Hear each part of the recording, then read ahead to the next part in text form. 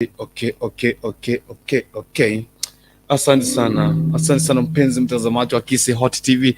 Popote ulipo na kukaribisha ndani ya nyumba kama ilivyo kawaida. Karibu sana ndani ya nyumba na kwa mtu wangu na wakilisha rekodi gani kwa Mwenyezi Mungu. Amekuwa mwaminifu, amekuwa mtakatifu, ametezesha, ametupigania kwa kila jambo. Na kwa kama kabisa ndani ya nyumba tuweze kupiga naona katika Sunday Express. Ni katika kitengo cha kufahamu mwimbaji wako. Na kwambia siku ya leo pia tutafanikiwa na mwimbaji ama mwimbi. Tutafanikiwa na mwimbi siku hii hapa nashukuru Mwenyezi Mungu kwa maana siku imekuwa sawa. Unajua kwamba sound check pale iko loud and clear, mtu wangu nakwambia, I tell you sound check iko pale loud and clear, I tell you it is well presented, I tell you. So naomba kasi kuchukua nafasi yako 235 kaza kuhakikisha record yako tafadhali, mtu wangu nakwambia, chukua nafasi kuhakikisha kwamba kila mtu anajaja ndani ya nyumba. Kila mtu kimejaja ndani ya nyumba tafadhali, tuanze tu moja kwa moja nakwambia mtu wangu. Ikiwa unawakilisha record gani nakwambia jamani, kaa ndani ya nyumba tuweze kusonga zote mbele kwa pamoja. Ikiwa ni katika kitengo cha kufahamu mwimbaji wako tafadhali jua kwamba umeshanifanyia sound check pale, umeshaka watu watatu kaza kuanza tu one on one kwambia. So we want us to start one on one. I tell you. Kabisa ndani ya nyumba tafadhali nisikuona katika njia ya comment pale kwa kukaribisha watu wawili watatu ndani ya nyumba. Kuna pasi ya mambo ambayo imefanyika katika siku hii ya leo, wiki hii tafadhali. Kuna pasi ya mambo ishafanyika kule ametendeka, na tunashukuru Mwenyezi Mungu kwa maana amekuwa mtakatifu, amekuwa mwaminifu. Sisi tunawezesha tu tuweze kuona siku hii ya leo. Tunashukuru jina lake na kusema kwamba yeye ni mtakatifu watakatifu. Pale sound check inaweza kuona ukiniambia kwamba sound check iko poa, niambie mtu wangu kurutu na kupata kwa njia iliyo safi. Mimi nitakuwa tunashukuru na kuambia, nitakuwa nashukuru sana. Tutakuwa tunashukuru sana kwa maana unanionea pale sound check iko pia sawa and well presented. I tell you my people. Kiwa unawakilisha record gani mtu wangu? Alright. Hii ndani ya Kisi Hot TV na kuambia akakitama kakisonga mbele kwa moja. Ikisonga mbele one on one, tunaweza kuzidi tukubarikiwa mbele pamoja ndani ya Kisi Hot TV. Baadaye nitakuwa na rejea mambo mawili matatu. Nataka kuhakikisha kwamba kila kitu kipo shwari tafadhali. Nitakuwa tunakutazama hata side. Nataka kuhakikisha kwamba kila mitambo hapa iko sawa, kila kitu kipo shwari. Tukiendelea kusonga tu mbele pamoja, tutakuwa tunashukuru kwamba tuko wote tuko tu one on one. Tunataka kushukuru Mwenyezi Mungu kwa kila jambo na kwa kila namna, kwa maana amekuwa mtakatifu tafadhali. Sound check tafadhali pale watu niambie kwamba sound check iko poa. Okay, record tafadhali, wakilisha record yako. You know obviously we kurutu anafanyanga, kurutu anasema kwamba wakilisha record yako. Kitu cha kwanza, register marking. Hey, number 2, record yako mtu wangu nakwambia wakilisha pale ndani ya nyumba. Kitu kingine tafadhali unaweza kuwakilisha pale ni kuhakikisha kwamba mmesalimia watu watatu kama tangu tutana siku ya Ijumaa. Hakika Mwenyezi Mungu yuko pamoja na sisi. Mimi hapa nachukua simu yangu mtu wangu nakwambia, nishaweka simu yangu kwa mkono hapa, nimelike kitu cha kwanza, nimelike.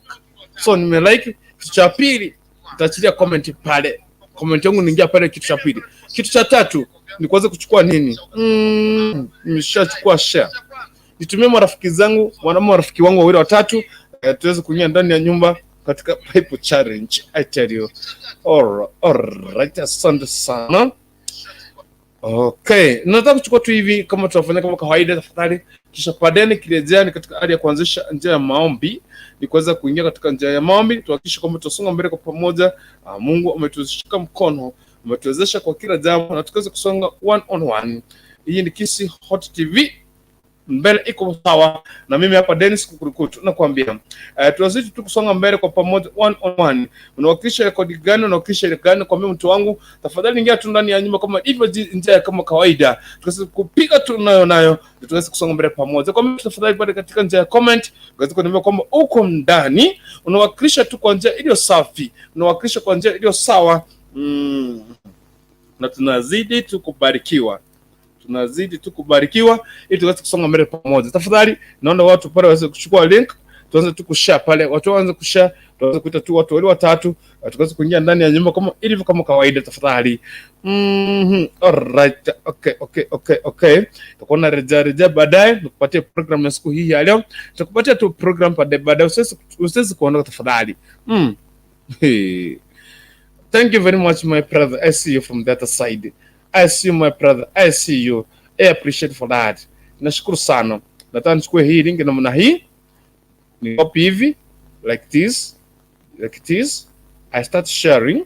start sharing now that link, start sharing, iende viral, the link iende viral. Yes, ukaweza kutamba kwa kitamba, baadaye nitakuwa na share link pale, wataweza kufanya nini, kuingia tu ndani ya nyumba kama kawaida. Tafadhali ndio nataka kuachia pale link, naenda kuachia link pale kwa watu wangu. Tafadhali mtu wangu uweze kupaki nyuma, na kuna rafiki yako unaona pale anataka kuweka tu pale nje, mwambie sana karibu sana ndani ya nyumba, tukaweza tukubarikiwa kwa pamoja. Samahani, tukaweza tukusonga mbele kwa pamoja ndani ya Kisi Hot TV. Nakwambia hapa ndio nyumbani, hapa ndio kwetu. Okay, tafadhali ningeweza kuona pale katika njia ya comment, ukiingia pale ukiweza kuachilia link comment pale, wakilisha ile kodi yako tafadhali, ita watu wawili watatu ndani ya nyumba kabla kuenda kuanza katika hii program ya siku hii ya leo. Nakwambia kuna baadhi ya vitu ambavyo zimefanyika cha kuhuzunisha, kwamba ni kile ambacho kimenihuzunisha leo hivi. Yaani rafiki yangu ambaye nilikuwa nampenda sana, the actress sasa anafanya katika Kisi Hot TV, ambaye anaitwa nani, this lady anaitwa Kadoti Kadimbol Sherry. Mtu tu akikuwa featured katika ile kipindi cha ya Osoro Erisoriane, mwenye alikuwa the mother in law. Ni baadhi ya ni kwamba ni mgonjwa. Tafadhali mkiomba tu mnamuombea, mnamkumbuka tu katika njia ya maombi, katika njia ya mkono, mnafahamu Katimbo ama Sherry. Na pia kama ni support yako mimi unaweza tu kuweza kuhakikisha pale, kwa maana mtu ni watu tu tunasema kwamba tupendane. Kwa mimi hapa nataka kuhakikisha kwamba nishatumia kila mtu link, ashaipata hii link ikisonga tu mbele kwa pamoja. Na kwambia mtu wangu, nataka kuhakikisha kwamba kila mtu amepata hii link, ingawa tumeanza late. So ndio tunakuangalia hivyo. Mimi si mwoga kwa kamera. I just nakuangalia TV. Unaona nimekuondolea macho. Na kuna baadhi ya familia pale katika, nimeona katika sehemu za wapi? Nimeona katika familia moja Kakamega. Tafadhali, yani mtu anaamua tu kumwagia watoto 8 mpaka 9 10. Hey. Okay, ninakupatia link tafadhali, mpenda Dononga. Nitakuwa na share link papo hapo, shika tu papo hapo my brother, and nikaanza kumwagia hawa watu link. Nitakuwa kumwagia link, niwaambie kwamba kuruta washaingia ndani ya nyumba, waweze kujaza hapo, wawache mocheso bana, hatutaki mocheso wewe mogaka. Nakwambia mimi mocheso ni hatutaki. Hey. Okay, I tell you, ni ndani ya Kisi Hot TV, mbele iko sawa. Tutakuwa na challenge pale. Naona watu waweze kuhakikisha rekodi zao. Mimi hapa naendelea tu kushare tafadhali. The last share nimefanya. The next minute nikiomba ni kuachilia link watu waweze kuingia ndani ya nyumba. Tafadhali, lakini ila tunakuomba tafadhali mtu wangu, kwanza tu ningeweza kuona ukinitamka katika njia ya comment tafadhali. Njia ya comment pale kunaomba kama ya represent, just make register marking tafadhali. Sound check pale iweze kufanywa, kuwakilisha rekodi yako, ambia watu wawili watatu waweze kujaza ndani ya nyumba kabla kwenda kuanza katika ibada ya siku ya leo ama program ya siku ya leo. Unatoka wengi mnazoea kwamba hii ni siku ambayo ni siku gani? Hii ni siku, mnajua kwamba hii ni siku ya kufahamu mwimbaji wako, lakini hatujafanikiwa tu kuwa na mwimbaji hivi leo, wiki ya pili sasa, kwa sababu unaona tu sababu ya curfew. Imeanza tu saa 1, watu tu wanachelewa kuingia tu hapa ndani. Tunashukuru Mwenyezi Mungu kwa maana akutukole kibali cha uhai.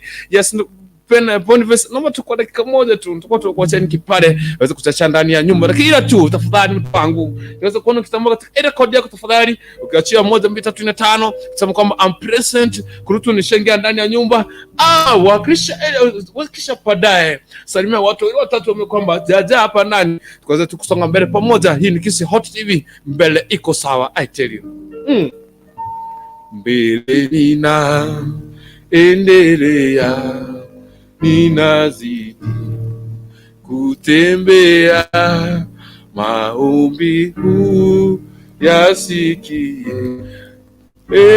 Bwana nipandishe, mbele ninaendelea, ninazidi kutembea, maombi yasikie. Bwana nipandishe, Bwana uninue, kwa imani nisimame, nipande milima yote. Bwana nipandishe, Bwana uninue, kwa imani nisimame, nipande milima yote. Bwana unipandishe. So ameamua kupandisha katika milima yote. Mbele lazima tukaweze kuendelea, ingawa kuna corona, lazima tukaweze kuendelea mbele. Nakwambia kwamba lazima tusikusonga mbele. Karibu sana ndani ya Kisi Hot TV. Nakwambia tu wakisha rekodi yako mtu wangu, mark register pale, achilia comment kwa watu watatu, kaza kuita tu ndani ya nyumba. Tunakuwa na shukuru sana. Kwanza tungeanza kuomba kisha baadaye niachie link pale. Mwenyezi Mungu mtakatifu shahidi mbinguni, pokea sifa, utukufu na mamlaka. Sifa zako Bwana katika siku hii ya leo. Bwana, umetukuka milele Bwana, mbele tunaendelea, tunazidi tukusonga mbele, kwa maana wewe ndio kiongozi wetu, wewe ndio driver wetu mtakatifu. Tuma kibacha na neema kutoka kwako na fadhili kutoka kwako mtakatifu.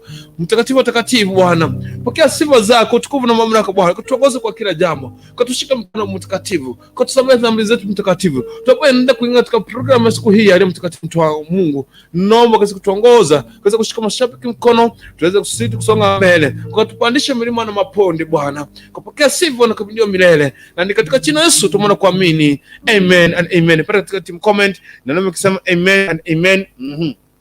Linki ndio inakuachia hapa sasa, na acha linki hapa tafadhali, mtu wangu, naomba kabisa ndani ya nyumba. Kwanza ni salamu ziweze kututembea, salamu zikaweza tu kutembea, salamu zikaweza tu kutembea, salamu zikaweza tu kutembea. Alright, that is my invitation link. Nimeshaachilia hiyo link hapo, I don't know.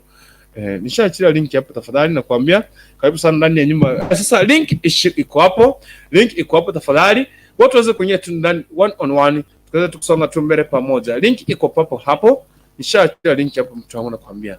So chukua hiyo link, ingia hapa ndani, tukaweza tukusonga mbele pamoja. Nashukuru sana kwa watu wazuri pale wanaoshapiga pale like, share kidogo pale, na tunazidi tukusonga mbele kwa pamoja ndani ya Kisi Hot TV. Nakwambia kila kitu kipo shwari mtu wangu. Nishaachilia link pale, na team comment tafadhali, hakikisha rekodi yako, ita watu watatu, tukaweza tukusonga mbele pamoja. Liski nishakuona princess, ile jina urudisha tafadhali princess, ninakuweka hapo tu. Mbele nina endelea, ninazidi kutembea, maombi huu yasikie. Bwana nipandishe. Liski ni jambo tena, jambo mara 20. How are you?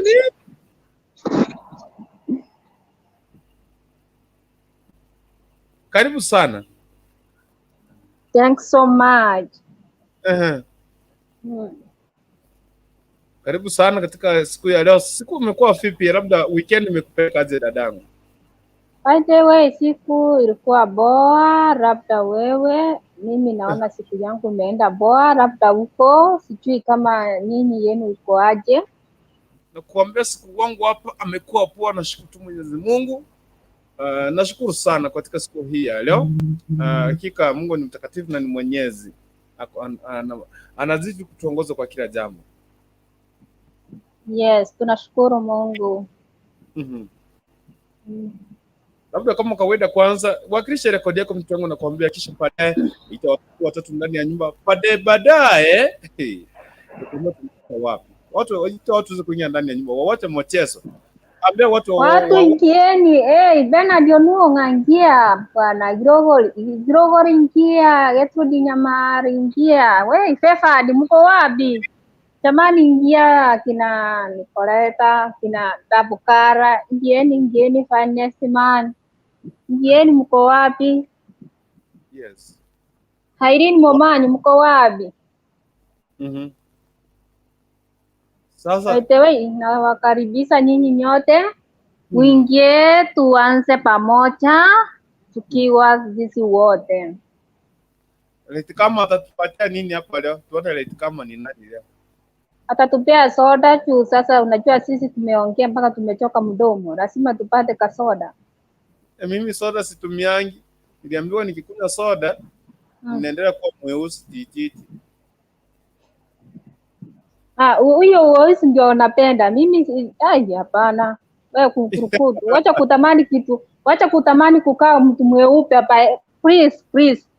Mimi napenda mtu mweusi sana. Hey, we. Mtu mweusi ndio mzuri sana. We, wacha kusema aiyo. Zimebagora sasa. Zimebagora. Karibu sana. Labda unatoa umeita watu tembea sasa salamu. Salamu sikatembea tafadhali. Wacha nisalimie Bernard Ononga mahali penye ako akina Feva Diwani, ingie ndani, nimewasalimu nyote. Na salimu na mafansi wa Hot TV wote, please. Kama Dani Teriga ako hapo karibu na msalimia na yeye pia. Halafu nasalimia Kukurukutu na watoto wake na familia yake na wazazi wake wote na wasalimu wote kwa jina la Yesu. Na watu wote by the way na wakaribisha muingie ndani tuanze mjadala pamoja. Karibu tena, karibu zaidi, karibu kwa wingi. Shikilia hapo. Lakini tu kwangitire irobosi babagaki kwangitire irobosi. Ari bo berene aso kwangitire irobosi na batoko chora. Kikende kinakuwa na boto kurukundu mbuja na kwana. Msalimia na watoto wangu wote. Sasa mimi niko na watoto wangapi? Hata kama ni mmoja, hata kama hauna utapata, lazima upate. Kwani ni nini? Mungu wako, usijali. Umesikiza watoto wanaokota njiani, nashukuru sana riziki. Anita princess. Yes. Alright, asante sana kabisa ndani ya nyumba, ndani ya Kisi Hot TV na kwa mtoto wangu. Chukua hiyo link hapo tuweze kuchukua kitu kidogo kabla ya kuanza kuingia katika mjadala wa siku ya leo. Na maana nimeambia Riziki aweze kushikilia pale tu kidogo kwa maana tuko tuna mjadala kuweza kupiga leo. Sijui muona leo tumeopa paper challenge. Nataka leo mtu anipiga paper challenge. Riziki. Yes, wacha Pastor Machoka aingie.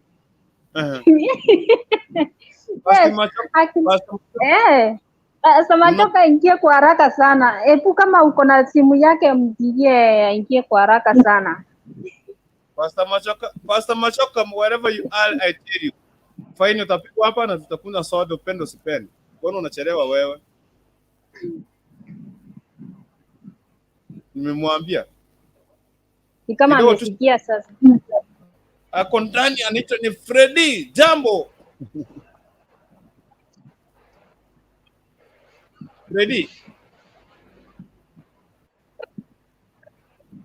Freddy, hali vipi?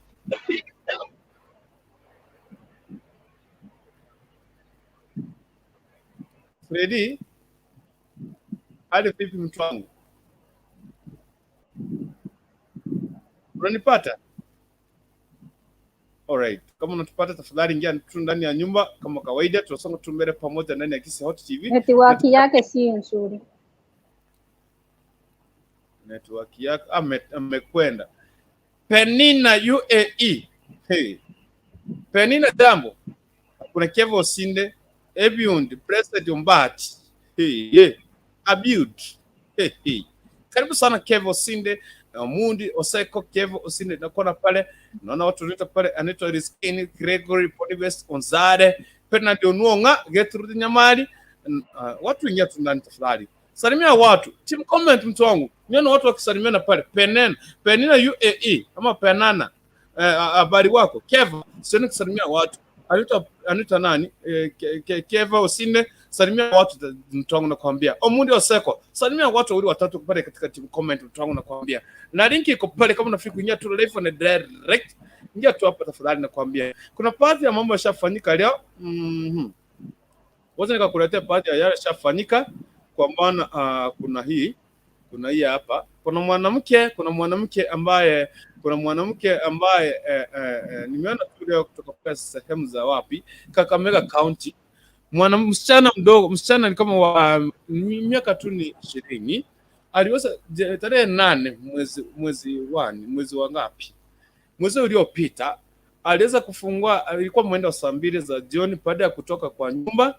Ilikuwa wameshakula sapa vizuri, ametoka nje kwenda kujisaidia kisha arudi alale. Ndio baadaye mtu alitokeleza mali tokea kumwagia acid. Na msichana ameweza kuchomeka vibaya sana. Yaani vibaya sana. Amechomeka vibaya sana. Ile unaona mseme nini vibaya. Samahani sana. Msichana amechomeka vibaya, mikono haifanyi kazi. Pia na ile acid ilikuwa imechoma nguo, ilikuwa imechoma nguo, acid ilikuwa imefanya nini? Pia ile acid ilimwagikia watoto wengine 8. Kumaanisha pale kwa familia sasa hivi watu ambao wameugua ni watu 10, zaidi ya 10. Kwa maana kihesabu watu wote, kila mtu ile acid angalau ilifikia kila mtu, na kila mtu ameweza kuchomeka uso ama tumbo ama mgongo. I don't know mwenye alikuwa na huo unyama, I don't know wao walikuwa nafikiria nini, na watafutia hiyo kitu, na watafutia hapa. Ndio nataka kuwaleta the next minute hapa tu hivi. Yes, ndio ya okay, ndio nataka kuwaleta hapa. Sijui wewe mtu unatoanga nguvu wapi, sijui unatoanga nguvu wapi. Kuna pati ya vitu ambazo zishafanyika. Bwana Nyaga Simon Toro, tafadhali tumia watu wale watatu Nyango Kevo Sine, naomba kasi kushare tu watu wale watatu pale. Salimia watu kisha baadaye nikaenda confirm hii report ambayo ishatokea hapa. Na kuna pati ya msichana ambaye ni actress, pia ni anafanya kazi pale kwa one of the media. Anaitwa, alikuwa katika feature katika TV, katika kipindi gani? Edisoriane, ile kipindi ya Oso katika ilitokea chuzi. Tati lady anaitwa Kadot ama Dimple. Yeah. Ni mgonjwa, kama ni shabiki wake, fani wake, tafadhali just support her. Niona hiyo, I just share that later, but meanwhile let me just share this one here. Watu mko na unyama, tafadhali. Watu mko na unyama gani? Watu hawana utu. Watu hawananga utu. Wacha nikalete hii hapa. Sijui kama ni za forward tu hivi. Ifikia hapo tu. Hiyo nimeangalia hiyo. Yeah, kuna hapa mahali hapo huyu msichana. Yaani mnachoma tu. Okay, all right. Natafuta tu kidogo. Yes. Na msichana na pia wengine wenye walichomeka. Msichana alichomeka aje? Alichomeka watu, unaweza tuonesha? Msichana alichomeka ndio huyu. Alichomeka hii side mpaka uso mpaka kwa tumbo. Lakini ni mdogo wanamfanya. Yaani mtu anaamua kutoa mtu mwingine tuna acid moja tuita majina tunaisha kwenye alichomeka. Zile alikuja. Huyo ni wa kwanza. Alichomeka hii side. Huyo ni wa pili. Dofi.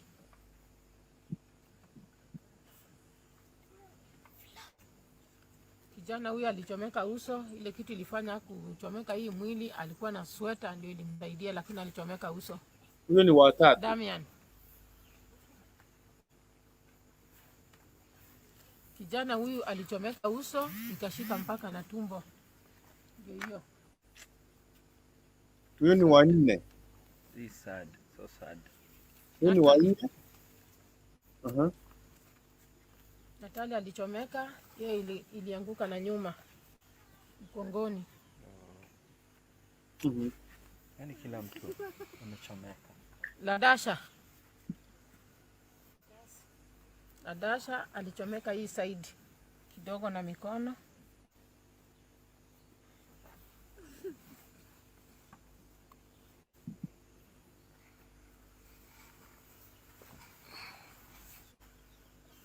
Hawa walimwagiwa acid baada ya kukula sapa.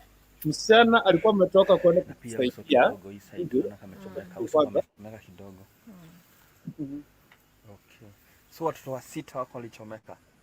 Na tulikuwa na aunti yao ashaenda pia alichomeka, lakini ashaenda kwake, alikuwa anakuja kututembelea. Na ilikuwaje? Ndio unaweza tuexplainia hapa venye ilikuwa. Unaweza kuja tu demonstrate hii walitupa nini ilikuwaje?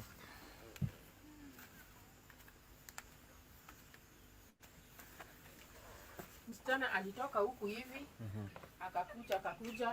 akakuja, mlango ilikuwa imefunga. Msichana kufungua mlango, akapika hapa one step, nifungua mlango akapika hapa one step na akarudi na chomeka hapa kwa mlango, kamwagika hapa, ikakaa hapa, wengine wamekaa huko, ikachoma mpaka huku, display ilipata kama mlango ikiwa wazi. Naona hii ni acid ilichoma hapa. Hii ni acid ilichoma hapa. Hii ni acid. Acid ndio hii imechoma mpaka huku. Wow. Acid imechoma mpaka kwa mabati juu. Naona mpaka hii kitambaa yenyewe hii imechomeka. Hata hii kitambaa imechomeka. Mlango ndio hii imechomeka. Na sasa kama msichana alikuwa hapa, nilichoma mlango hivi na hii ni chuma. Hivi metallic na imechoma hivyo. Ndio hii imechoma mpaka huku. Ndio imechoma huku. Ndio imechoma pia hiyo. Hapa. Wow. Too bad. Wow. So na msichana imemwaffect aje? Maybe kunje tuambie imemwaffect aje sasa. Siku yake inakuaje leo? Sasa msichana kwa siku ya leo. Yaani typical day yake inakuaje? Kila siku akiamka anafanya nini? Unamfundisha kufanya nini? Anaamshwa, analetwa nje, naenda kumuosha. Nikishamuosha namshughulikia vile naweza pata, kwa kuna dawa pakwe. Sasa yeye ni mtu wa kusukuma, wa kupeleka na kurudisha. Sasa unafanyia kila kitu. Mtu wa kufanywa kila kitu mahali amekaa. Na ungetaka watu wakusaidia aje? Because watu wanakusikiza kwa sasa. Mimi naomba serikali nisaidie vile msichana wangu atapata madawa, na vile hii familia tunaweza ishi. Juu tuko na changamoto mingi. Hata saa hivi vile naongea hivi, sijui vile nitalala, sijui kama nitalala ikuche. Juu dunia yote inaniona. Kwa hivyo sijui nitalala aje, sijui nitakuwa aje, vile mtatoka mkienda sijui nitakuwa namna gani. Kwa hivyo naomba tu usaidizi. Maisha yangu si mzuri. Nahofia maisha yangu juu hata matawi ikianguka kwa mabati tunastuka. Tunafikiria tuko hatarini. Kwa hivyo serikali naomba mnisaidie maisha yangu, maisha ya watoto, vile naweza ishi na amani. Alright. Hiyo ni baadhi ya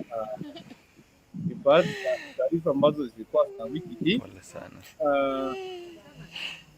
Huyo mama msichana wake baada ya kukula sapa, msichana kaenda kujisaidia nje, ilikuwa mwendo wa saa 2. Na kisha baadaye mtu akamwaga asidi, na mtu wenye wako wanajua ama kwa anajulikana. Ni kitu ambacho ya kuhuzunisha sana. Kama unafanya unyama kama huo, asidi imechoma mapati, imechoma hadi mlango wa chuma. What if kwa mtu ngozi, tafadhali. Kama unaweza tu fanya hiyo ni baadhi ya taarifa ambazo zilikuwa katika siku hii. Ile baadaye kabla hivyo ninaendelea watu comment siku pale, tunaingia kwa mjadala in the next minute tunakuwa katika hali ya mjadala. Kuna wengine hapa tunaingia katika paper challenge the next minute, mtu wangu nakwambia. Alright. Okay. Hiyo ni baadhi ya vitu ambavyo zimefanyika katika wiki hii, na kuna baadhi ya wengine hapa. Msichana anaitwa Shelly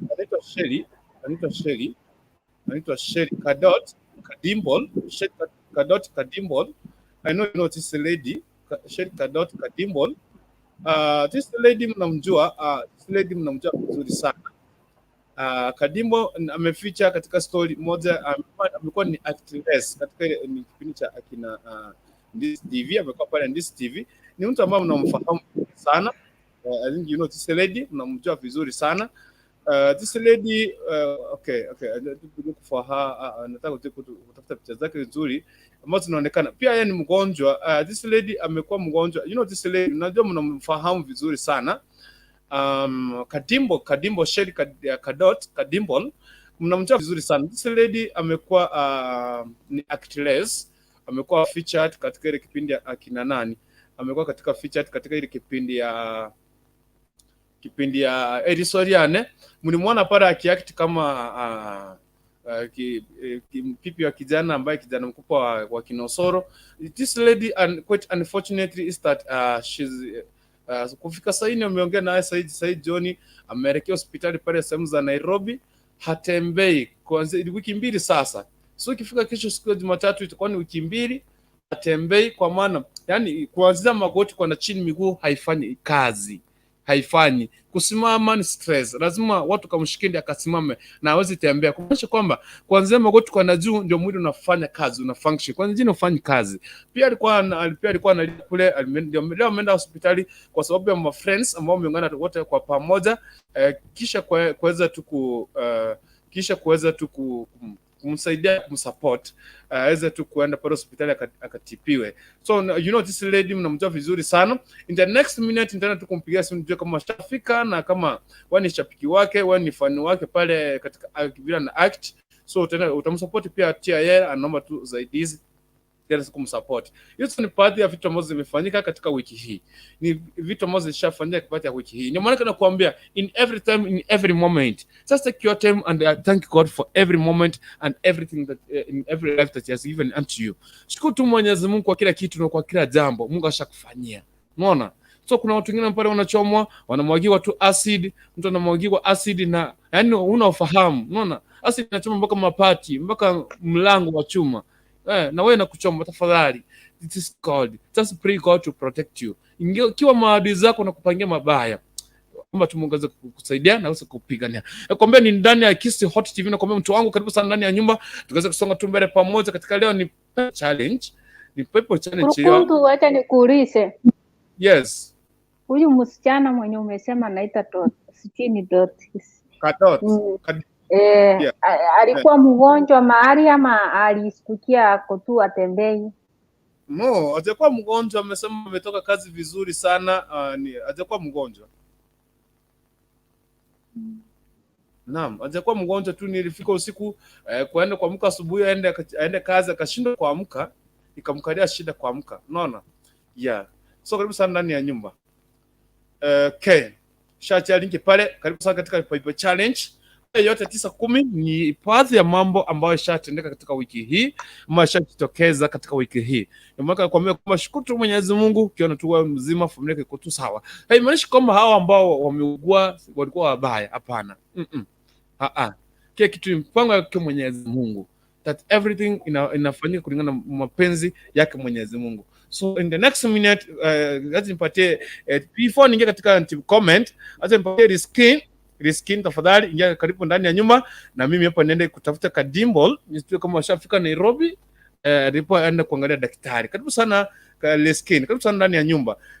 Ambia watu wengine hapa, kwa mtangazaji mwenza sasa, co-host, nafasi yako hapo.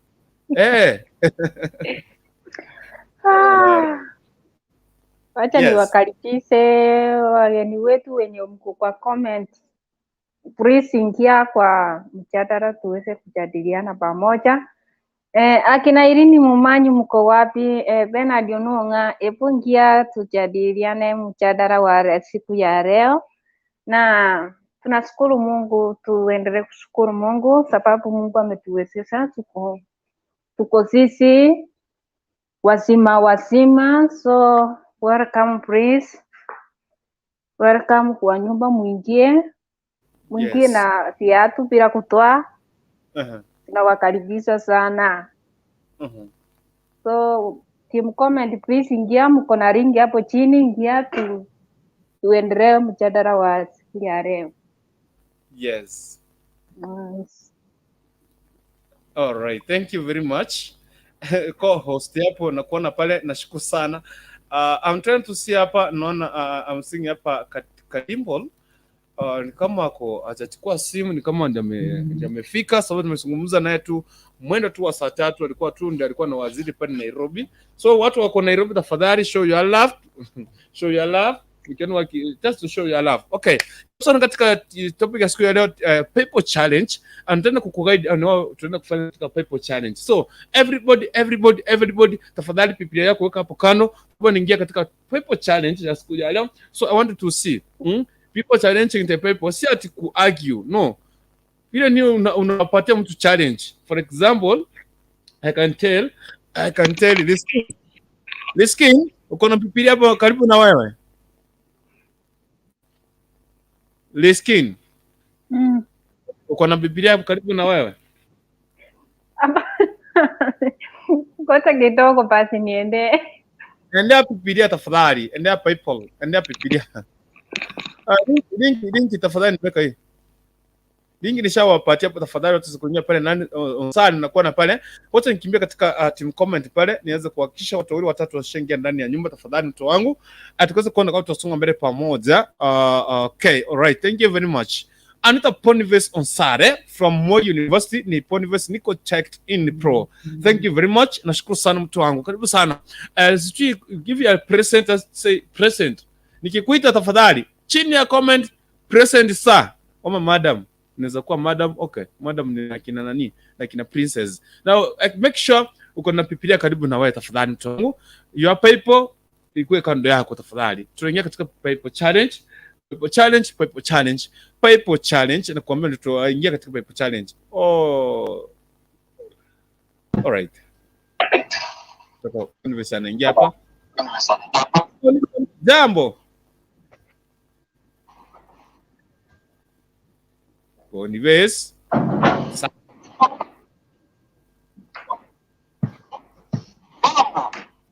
Jambo sana. Boniface. Vipi hali yako? Hali vipi mtu wangu?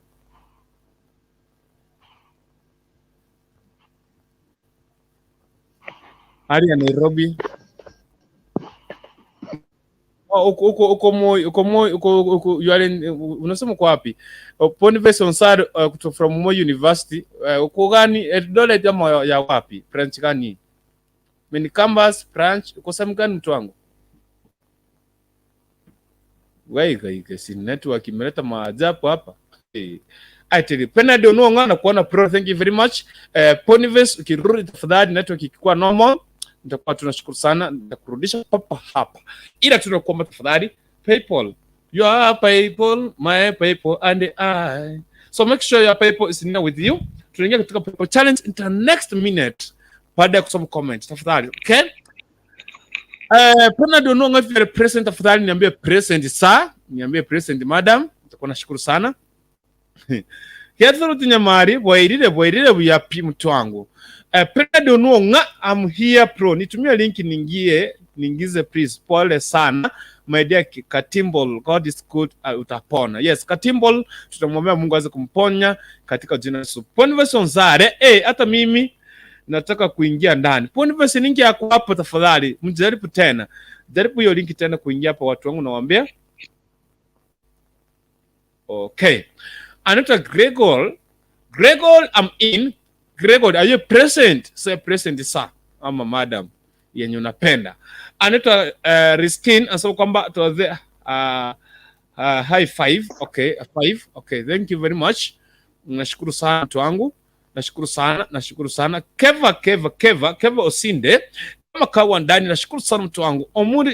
Omundi Oseko, hujambo humu ndani. Hujambo sana. Say present Keva. Are you present Keva? If you are present, confirm it to me. Say present madam. Say present madam. Omundi Oseko, are you present? Say present madam. I'm here. Keva Osinde anasema high five. High five my dear brother. Say present your place. If you are present, say present madam. I tell you, Abud blessed Umbati. No ndani. Abud Umbati blessed. Unasema no ndani. Ama ulikuwa unasema ni ndani ama niko ndani. Unasema ipi jamani? Confirm it to me. Anasema kwamba salamu zangu pia zimewaendea nani? Abud. If you are present, say present sir. Tutakuwa nashukuru sana. Kev Osinde anasema kwamba welcome, nashukuru sana mtu wangu, karibu sana ndani ya nyumba. Anaitwa Penana. Yes. Jambo.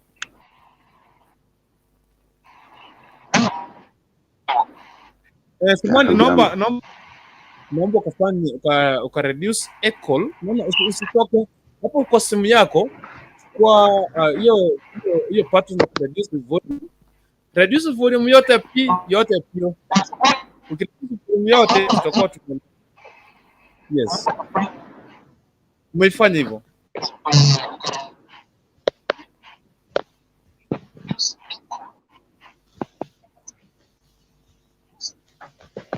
Umefanya hivyo. Okay, karibu sana ndani ya nyumba mtu wako.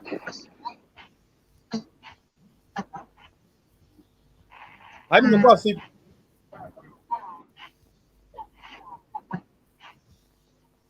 Boniface.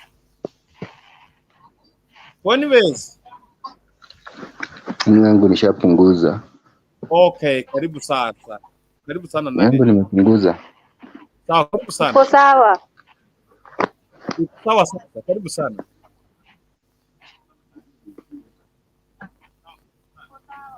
Siku imekuwa vipi mtu wangu?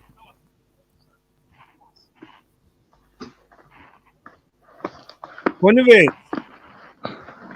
Watu wakiongea, ongea mapema. Yeah.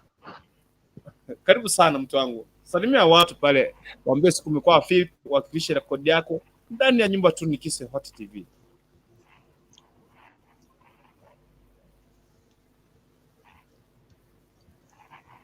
Woi.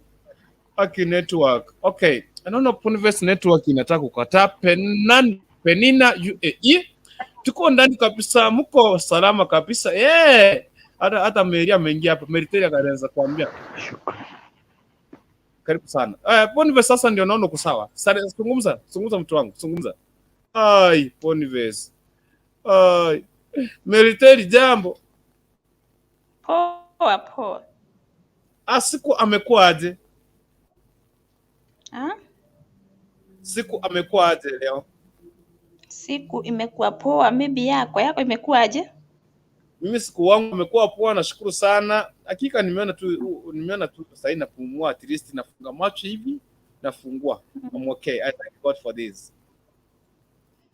Okay, mimi sina ubaya, nawacha nikuwa Saudi Arabia.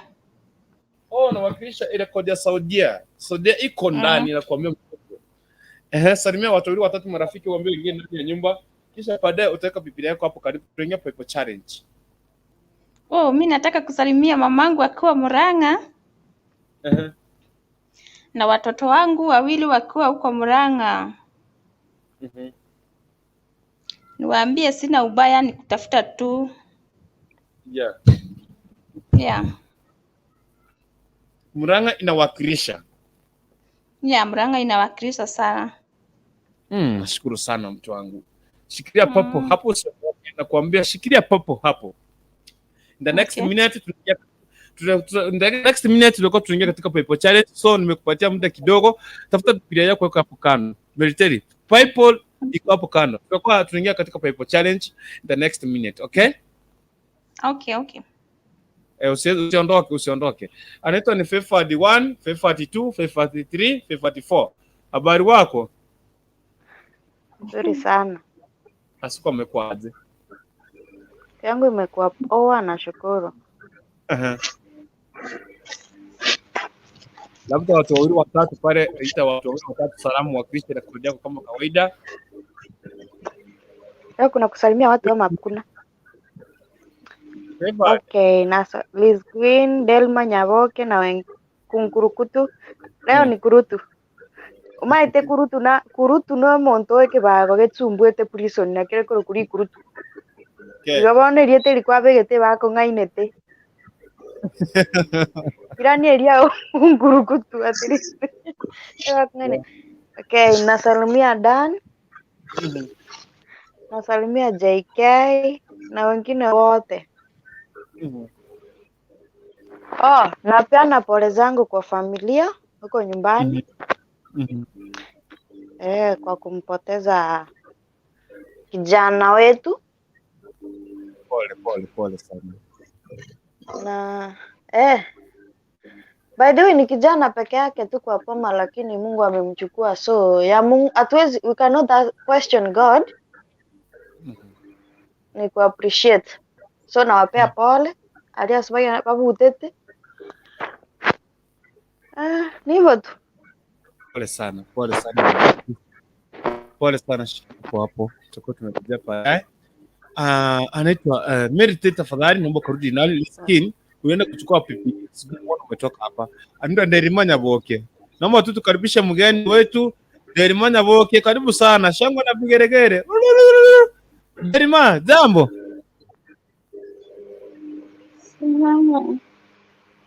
Hali vipi mtu wangu?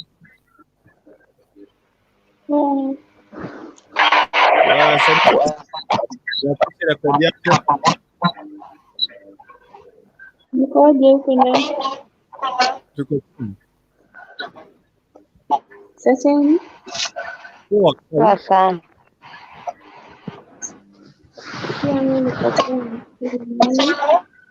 Nilikuwa mwaminifu tangu asubuhi hadi wakati huu. Nashukuru sana, naambia Mungu asante. Ningependa kusalimia marafiki zangu.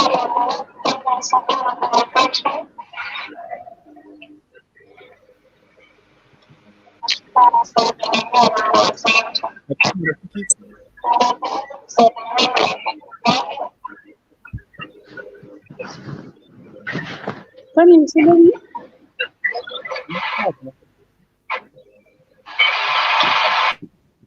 Hii sauti mbona kama naitambua? Berima. Ai. Favored. Habari zenu? Salama Nzuri sana. sana. Kwani siwezi jificha? Wewe si upige mpaka sauti. Favored. Favored. Ficha hadi Favored sauti. fine. Ukificha hadi sauti basi tutajua si wewe. Wacha niwasalimie wenye mko hapo. Liz Queen, Favored, Kurutu. Amjambo. Jambo sana Poa maada. sana. Ambia Kurutu wabadilishe hiyo jina. Wote nibadilishe hii. Mimi nimepita tu nikawaona nikasema waje niingie, sijajua mnaendelea na nini. Ni nini, hebu niambie. Tafuta Biblia weke karibu. Tutakuwa tunaingia katika pepo challenge. Sawa? Biblia yako iko hapo karibu. Usiondoke. Boniface.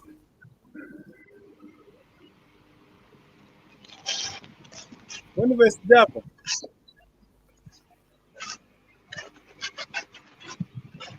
Boniface jambo. Amemute.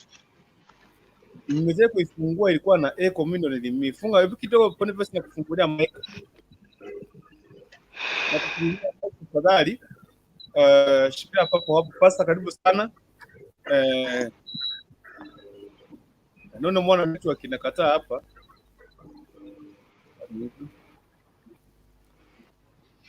Okay, sijui mwana network. Okay. Boniface na kufungulia microphone tafadhali, mtu wangu nakwambia shikilia papo hapo. Acha nianze kukimbia hapa tu. Dogo tu Pastor Menza, shikilia hapo na kuja na rejea kwako. The next minute alita Penad Ononga.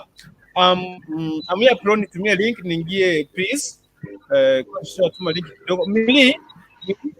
Miri tafadhali fuata sheria na masharti sha kuleta. Kama network yangu chini, Miri tano kuondoka.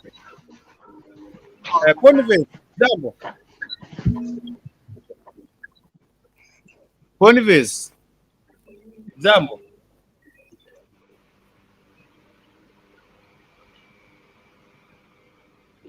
Leo kuna shida. Tuombe. Ni kama network yake iko na shida. Mimi niko sawa hapa. Pastor John Menza, jambo. Praise the Lord.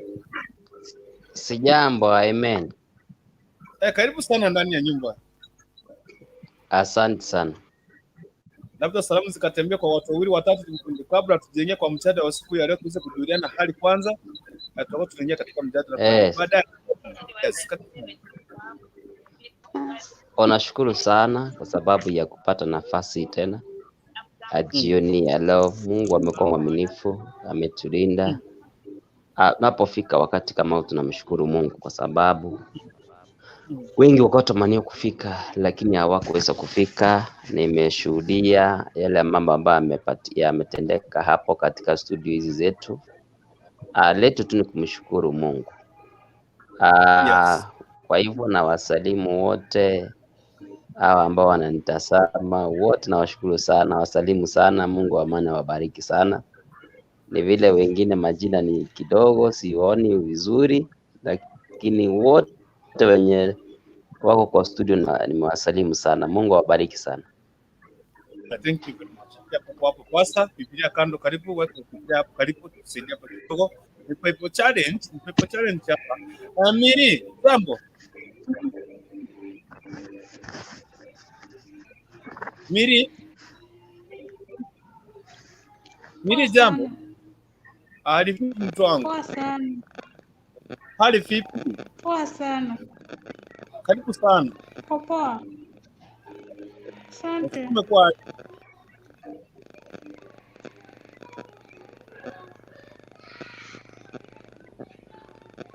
Miri? Okay. Yes. Umekuwa vipi mtu wangu? Unanipata? Nakusikia. Karibu sana ndani ya nyumba. Salimia watu wawili watatu waweze kuingia mjadala wa siku ya leo. Nasalimia Made kutoka Kisii. My sister from Nairobi. My brother from Kisii. Ni mwage unga? Ni mwage unga? Nana sasa deli manya boke ni mwage unga?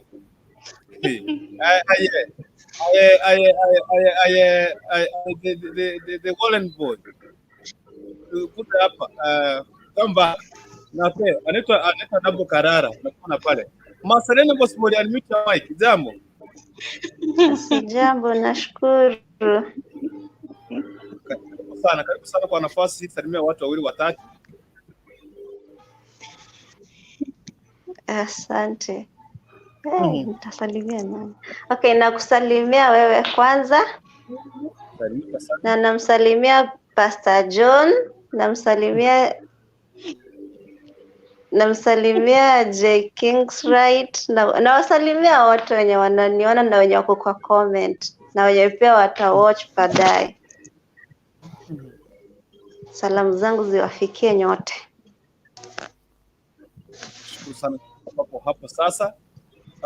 Nisome comment mbili kisha baadaye nikuje kwenye mtu wake kufikiria kando yake tafadhali. Mimi fungua kamera atakufuatia.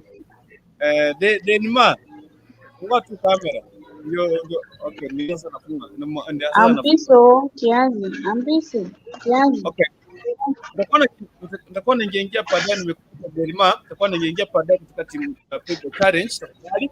Wewe kaanza kutambua comment wale watu wawili watatu. Mnasalini au nani ametoka? Mimi mbona umetoka? Watu warudi hapa tafadhali. Favored one tunakomea pale sitoka kumpoteza ndugu yako.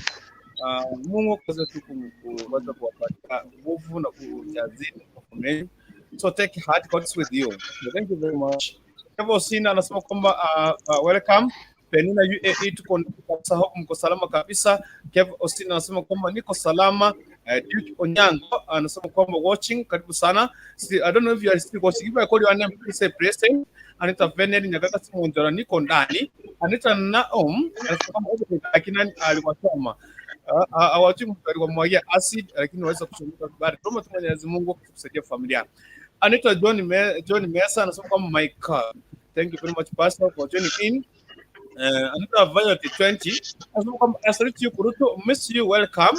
How was your weekend? It was fantastic and wow. Okay, sisi kama kizungu nimezungumza vizuri. I thank God. TNG Media Kenya Omache TV. Hi host na akira mtu. Tunashukuru sana mtu wangu. Karibu sana ndani ya nyumba. Anita Boniface Onsale. Thanks kwa link, nashukuru sana. TNG Media Kenya present sasa sijui siku moja kulikuntu unialike studio to host na wewe only one day and we shoot out to West Leonida Omache from Doha Qatar. Na wote wa diaspora wote wa diaspora na nyamache inka ugembo mogonga magena kugira ngo mate na mentire yani kai kwa niko nini Omache TV TNG Media usijali mtu wangu nakwambia. We will do. Why kuja Kisii? Toka Kisumu. Ukifika Kisii sema niko Kisii, Kurutu uko wapi? John Mesa sema kama niko ndani kutoka hapa Nakuru, Captain kwa soko mjinga. Hey, John Mesa. Hiyo bwana hiyo jina ni ngumu sana. Inaitwa Kaptembo bwana. Ai bana mimi ninangotoa tu shida hapa tafadhali kusoma. Kevo sini Kurutu. Kevo sina amenita madam. Asante sana madam mwenzangu, nimekubali sana. Nimekubali sana kwa kunita hivyo. Anaitwa Boniface Onsare, network yangu inasumbua, let me listen hapa. anaitwa Piento Panado. Okay, Piento Panado. Ndio mnipa nguo za antivirus. Ako ndani ya nyumba, niko in, karibu sana. Anaitwa Wallen, anasema mark me present, karibu sana mtu wangu. Masalini boss boy tuned in, karibu sana nawaambia. So hapa ndani ya Kiss Hot TV nikoze kuingia katika sasa PayPal challenge. Tukiingia PayPal challenge Japena tu, if you are ready for PayPal, kuna pipi hapo kando yako. Pastor, you have went. You have went, Pastor. Please come back. Come back. So tukiingia katika PayPal challenge, tutakuwa nakimbia pale kuweza kutafuta katimbol ama kadot ambaye ni Atlas katika feature tekeri. Sorry, anapia nifanya kazi katika Kiss FM ambaye alikuwa ni mgonjwa, alikuwa msafiri kwenda Nairobi kwa sababu ya miguu yake kwanza goti kwa chini haifanyi kazi, hawezi simama, hawezi kutembea, alikuwa na scroll. So I want to hear from her kama shafika salama kishiparesi kujua mambo mawili matatu. Ila tunakuambia karibu sana katika Sunday Express ndani ya nyumba na mimi Dennis Kukulikunto. Tena kupiga tunayo katika PayPal study. Okay, PayPal challenge nakwambia mtu wangu. Hii siku tu obvious inakuwa ni siku ya fahamu mwimbaji wako. Hatukufanikiwa kuweza kufikisha mwimbaji siku ya kwa sababu ya curfew, unaweza tu saa moja na kwa mtu wangu. Karibu sana ndani ya nyumba ndani ya Kiss Hot TV. So sijui Riskin, Derimanya Boke, Masilini Bosbody, Dabo Karara, Jesre Mounde anasema kitu from Kitengela. Thank you very much. Masilini Bosbody tuned in, karibu sana mtu wangu. Nashukuru sana. So, hao watu wote team comment pia na nyinyi mwenye mko hapa ndani. Do you have your PayPal? Sound check now. If you have your PayPal, everybody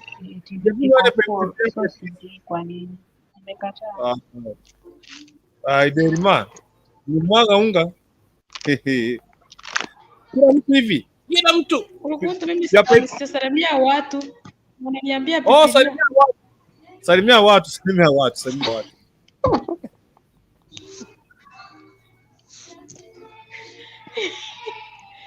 Yaani ndio mimi naingia kwa TV hata sibegi karibu. Karibu sana. Pole, umekaribishwa. Karibu sana. I tell you. Karibu mgeni. Karibu. You look smart. Wow. Sasa tumekukaribisha, network imekataa salamu zetu. What is this now? Dabo Karara. I get ruti Nyamali. Unaona Derima peke yake? Ninaona tu. Unaona Derima peke yake?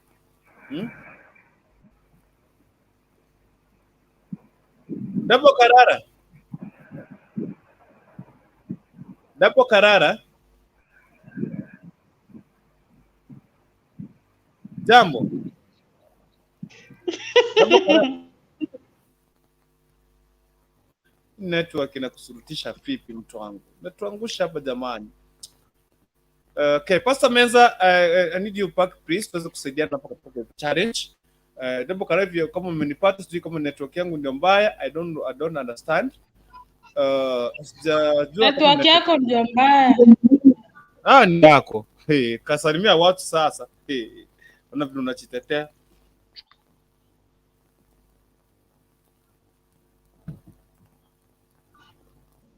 Dabo Karara. Okay. Anita Joseph Nyangoya tuned from Doha, Qatar. Iko ndani inawakilisha mtu wangu. So PayPal challenge. Dabo Karara kienda kuchitayari. Nani wameondoka hapa tena? Mbona watu wanaendelea kuondoka tu hivi? Dabo Karara, Marceline, Liskin, Pastor Menza kuja, Fifad waninjo hapa. Watu wote kama unanipata pale nje, ingia hapa ndani. Wote ngopatie link tafadhali. Tunaingia katika PayPal challenge. Now, back to the routine. PayPal challenge. Liskin. Unmute your mic. Wewe ulikuwa wa kwanza. I want to start with you. Liskin.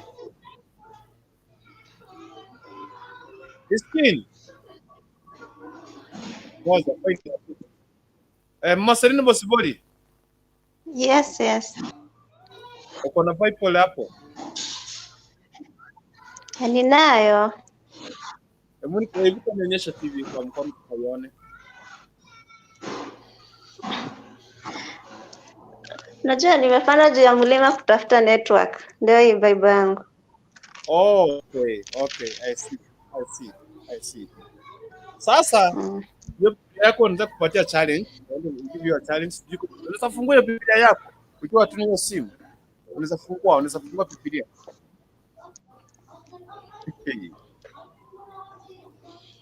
Unaweza? Yes, naweza. Watu wafungue kamera. Naweza. Okay, nataka sasa mimi nakuambia unafungua, unaniambia. Kwa mfano, ninakuambia chapter 9 verse 1. Chapter 9 verse 1. The first word, revelation. Revelation, the first word. Nimesema chapter 9. Revelation chapter 9. Chapter 9 verse what? Nimesema chapter 9 verse 1. The first word. Nimekupatia only 30 seconds. Timing here. Nipatie first.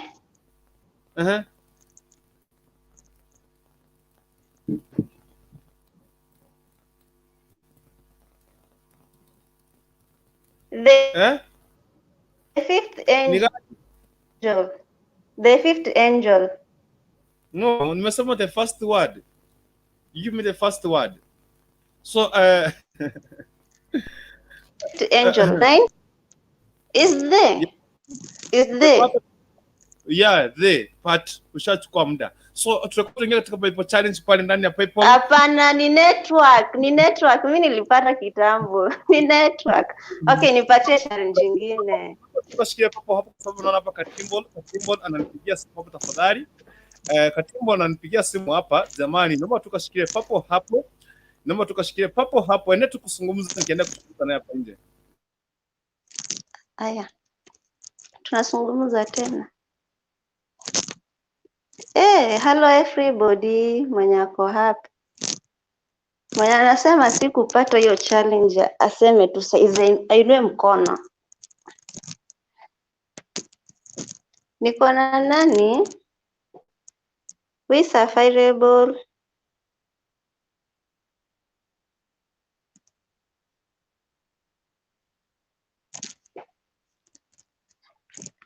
Hakuna kama wewe. Hakuna kama wewe. Hakuna kama wewe. Hakuna kama wewe. Tunainuka tukisema wewe ni Mungu. Tunainuka tukisema kuna kama wewe. Tunainuka tukisema wewe ni Mungu. Tunainuka tukisema kuna kama wewe. Hakuna kama wewe. Hakuna kama wewe. Hakuna kama wewe. Hakuna kama wewe. Hakuna kama wewe. Hakuna kama wewe. Hakuna kama wewe. Hakuna kama wewe. Tunainuka tukisema wewe ni Mungu. Tunainuka tukisema kuna kama wewe. Masaleni kwa sibodi. Kuna kama. Yes. Kuna pale diskin na kuona pale team comment naona pale tafadhali. Nimeombea nilikuwa nazungumza na Shelly. Shelly wengine unamfahamu Shelly. Niko naye kwenye line. Niko naye kwenye so watu wale wa timu Nairobi tafadhali, timu Ngwaro kina Blessed Ma msipige tu ndani ya msiku tafadhali nakwambia. So watu tu tukaza around kama dakika 2 tafadhali tuweze kuzungumza na Shelly kidogo tafadhali. Najua kwamba tuweze wengi mnamfahamu Kadot, mnamfahamu especially kwa kazi ambayo anaifanya. All right. Thank you very much. Shikilia papo hapo tu. Na watu tunarejea tu kwenye in the next 1 minute. Let me just do something here. Shikilia papo hapo. Okay, all right. ni ndani ya Kisi Hot TV, na mimi hapa ni Kurikunto ama Kurutu kipende hivyo. That is my name. Kwa kiita tu hivyo tutakuwa tunaitika hapa. Okay, alright. Okay. Kuna kitu nataka kufanya hapo, shika hapo hivyo tu. Tuweze kuona mambo matatu.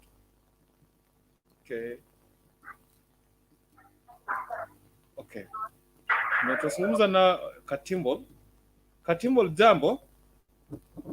Jambo. Sijui kama pale nje di Masreni boss mnampata? Okay. Okay. Blessed mom.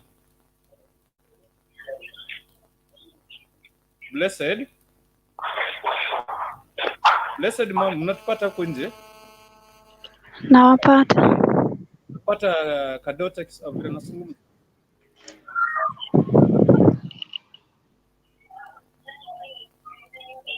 Alright, thank you. Asante sana. Sheri, jambo. Jambo. Ali vipi? Umefika Nairobi? Yeah, nishafika. Tunashukuru tu Mwenyezi Mungu kwa maana safari imekuwa tu ni refu kuweza kukaa ndani ya gari kuweza kusafiri na umewasili Nairobi. Yeah. Na nashukuru sana. Labda tu kuna baadhi ya ambaye ni shabiki wako ambaye hajajua ama tafahamu kwamba wewe ni mgonjwa, tafadhali ningependa tu kuwafahamisha kwa maana kuna fans wengi pale nje kwa kazi ambayo unaifanya, kazi nzuri. Yeah. Labda unaweza kuwafahamisha wewe ni nani, ama wewe ndio mgonjwa ama ni mtu mwingine? Kwa maana tushaona hizi katika tulikuwa tumeenda katika Facebook page, Facebook account yako tumeona pale katika mtandaoni, so ipo kaweza kuweka mashabiki yako wazi kwamba wewe ni mgonjwa na uko tu na uko sehemu gani. Labda kuna wengine wanaweza kufuatia, kuna baadhi ya mashabiki wako katika sehemu za Nairobi, unaweza kuweza kupatana na wao. Okay. Mimi kwa majina nafahamika kama Shelly Kademple. Yes. Hivyo ndo nadhani kila fan ama kila rafiki yangu, kila mtu anajulikana hivyo kama Shelly Kademple. Naam. Ukienda Facebook, YouTube, hizo ndo majina mimi hutumianga. Yeah, naishi katika eneo la Bosongo. Mimi ni mtangazaji wa Kisi FM. Yeah, so wiki mbili zilizopita nilianza kuhisi ni kama nina uchovu na magoti na baridi kidogo tu. Sasa like kutoka hiyo siku sijakuwa sawa. So bado nilikuwa nahisi tu ni kama niko na baridi, najaribu tu nasema maybe saa zingine ni venye tu saa hii kuna hii season ya baridi. Taisha tu. Nikijaribu hata kujifunika like nisema hata ni vae vitu zenye ziko warm, bado hiyo baridi iko. So kufika Monday last week joints zikaanza tu kuisha nguvu. Usiku nikaamka ilikuwa 9 at night. Nikajaribu kuamka nikapata like miguu zangu hazisongi, zilikuwa numb. So nikajaribu kusimama lakini bado sikuwa najiweza. Kufika saa 8 ya usiku pia nilikuwa najaribu kujikaza pia kusimama, bado sikuweza kusimama. So just like that, tangu usiku sijawahi tembea, niko nabebwa, maybe nazabebwa kama nataka kwenda hospitali, nabebwa napelekwa hospitali na narudishwa kwa nyumba. So that last week nikapelekwa hospitali Hema, nikaangaliwa na daktari, wakaangalia bata wao kupata ugonjwa, but nikapewa dawa za nerves, wakasema maybe kuna vile nerves zangu zimekuwa affected, so wakanipea dawa za nerves. Nikakuja nikatumia but sikupata change. So wiki yenye tumemaliza wiki jana pia nini, kuna marafiki zangu wenye walinitembelea kwa nyumba pia wakanipeleka hospitali. Last week on Wednesday, level 6. Nikaenda level 6 pia, daktari akajaribu kuniangalia. Na pia akasema maybe nina ziko na shida.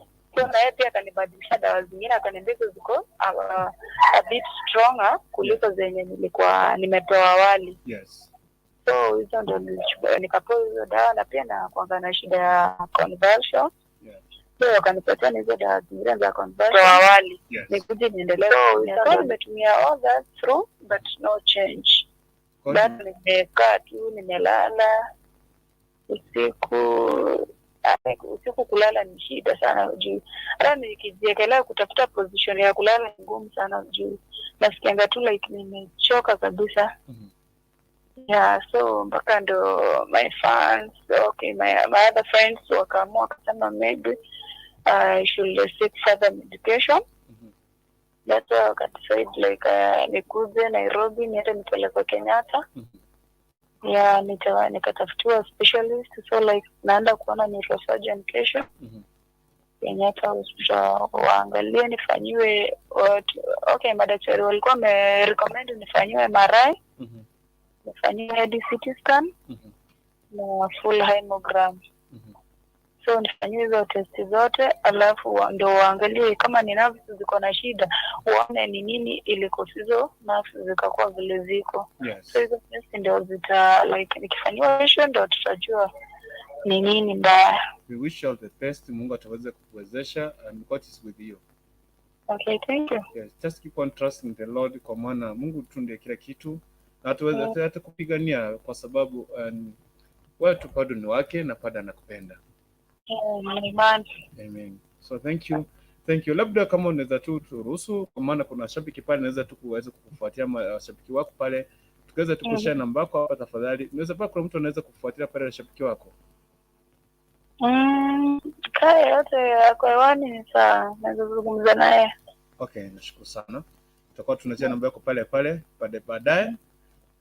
Baadaye kuna channel namba yako pale katika mtandao. Kama unafikiri kwamba Shelley anaweza tu kusimama pamoja naye, si ati kwamba amekuomba tafadhali, hapana.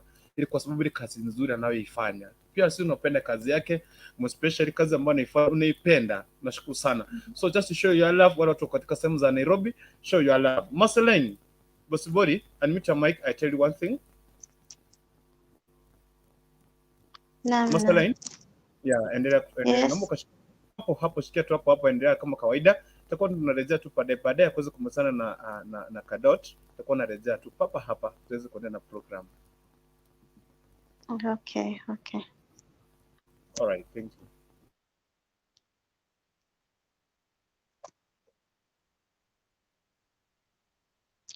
We bow down and worship Yahweh, Yahweh.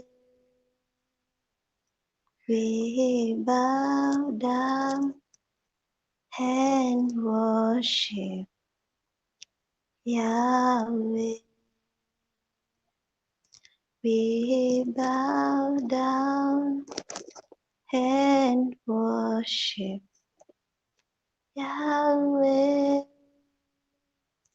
Yahweh, Yahweh. Naona umerudi. Nimerudi. Thank you very much kwa kushikilia papo hapo. Tuingia katika Pipe Challenge. Kama mtu wangu tafuta picha yako pale kwa weka tu Celeste Nyagaka pale naona Pasini Msubona anakaribisha Celeste Nyagaka. Pia nakuomba mtu wangu tafadhali kiwa pale nje ukaweza tu kuombea our dear sister ni Akile amekuwa ndisi TV, amekuwa ile historia ne kama umewatch historia ne. Amekuwa ni mfanyakazi wa Kisi FM. So tafadhali show your love. Okay. Blessed mom, jambo.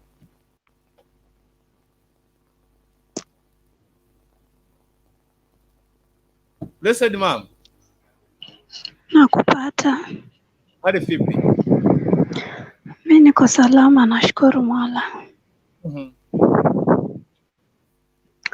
Huyo dada yetu niliona mchana vile alikuwa ametembelewa na Dennis Nyamwembe. Yes. Na marafiki wengine. Nilipenda huyo dada kwa sababu ako strong, ni mtu anajitia moyo na ako na imani ya kwamba atapona. Yes. Na ni mtu amejiweka katika pande ya Mungu, anasema Mungu ndiye atamponya. Kwa hivyo ni kitu ako na imani nayo. So mimi ningemwambia tu akuwe strong sisi pia tushikane kwa maombi tumuombe. Yes. Na pia tunashukuru Mungu juu kama amefika Nairobi salama, pia tunashukuru. Huyo Mungu mwenye amemjalia akafika Nairobi tena ndiye atamjalia apone na arudi kwa hali yake kama kawaida. Yes. So sisi tunamwombea tu Mungu amlindie watoto kwa hii wakati mgumu, na amlinde pia na alinde hata na jamii yake.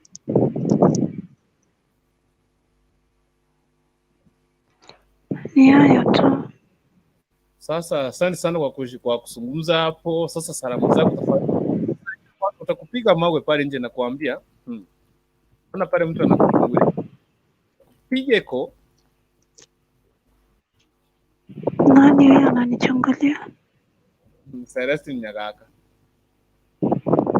Huyo simjui. Hujui Celestine Nyagaka? Nani huyo anijui? Anaitwa Blessed Mom. Blessed Mom, haunijui? Serious? Hata kukuona sijui. Kwanza nyi wawili tufungulieni kamera tuwaone jameni. Kwanza wewe Irene, wewe nilikuotanga wewe. Kai. Irene, fungua kamera tuambie vilolioto tafadhali. Sasa Irene na mgani na umesema Celestine? Wewe Blessed Mom. Tena mimi naitwa Irene ama mnanibandika majina? Yote ya kwako. Kwa hivyo kukurukuntu unaruhusu watu kubandika wengine majina? Hapa mbio.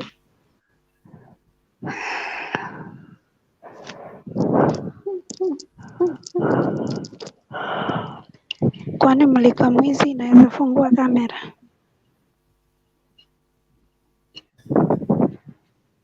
Asante kwa kufungua kamera tafadhali. Celestine Nyagaka, unaweza fungua kamera. Haraka tusalimiane, tufahamiane kisha tuweze kuingia katika topic ya siku ya leo mtu wangu. Hata huyo sijai muona huyo Bosibori. Ati hujai niona mimi. Ndio hiyo mimi basi.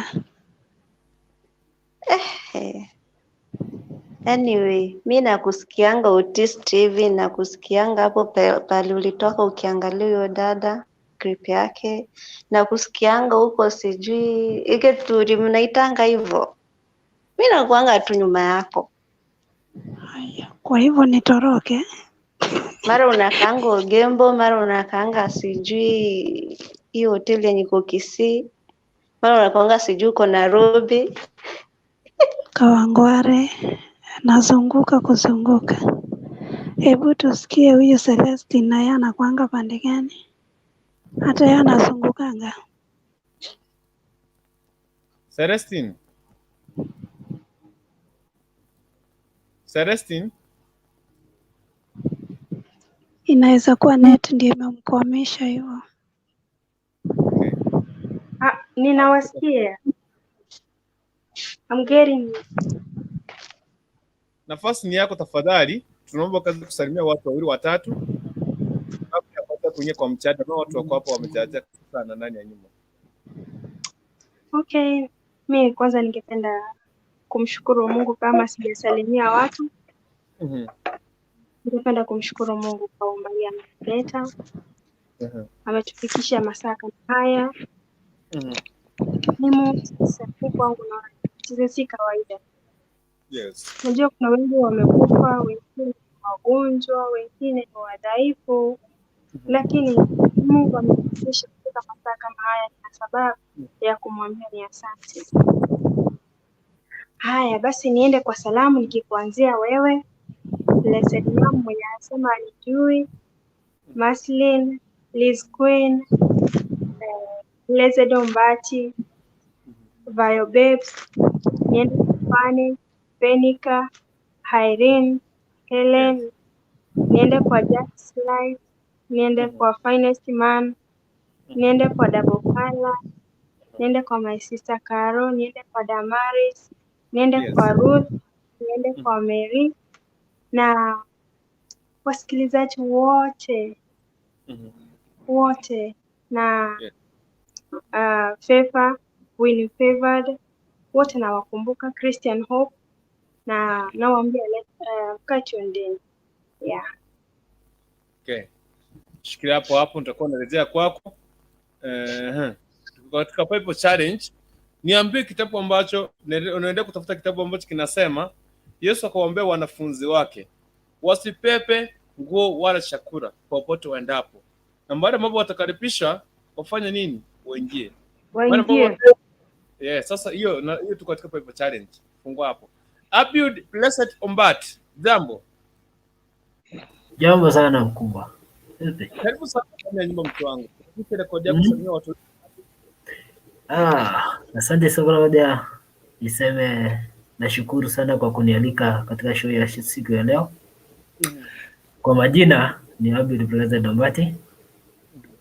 Anawategea kutoka Nairobi, Ikanairo moja hii. Karibu Kenya. Maslin, mambo?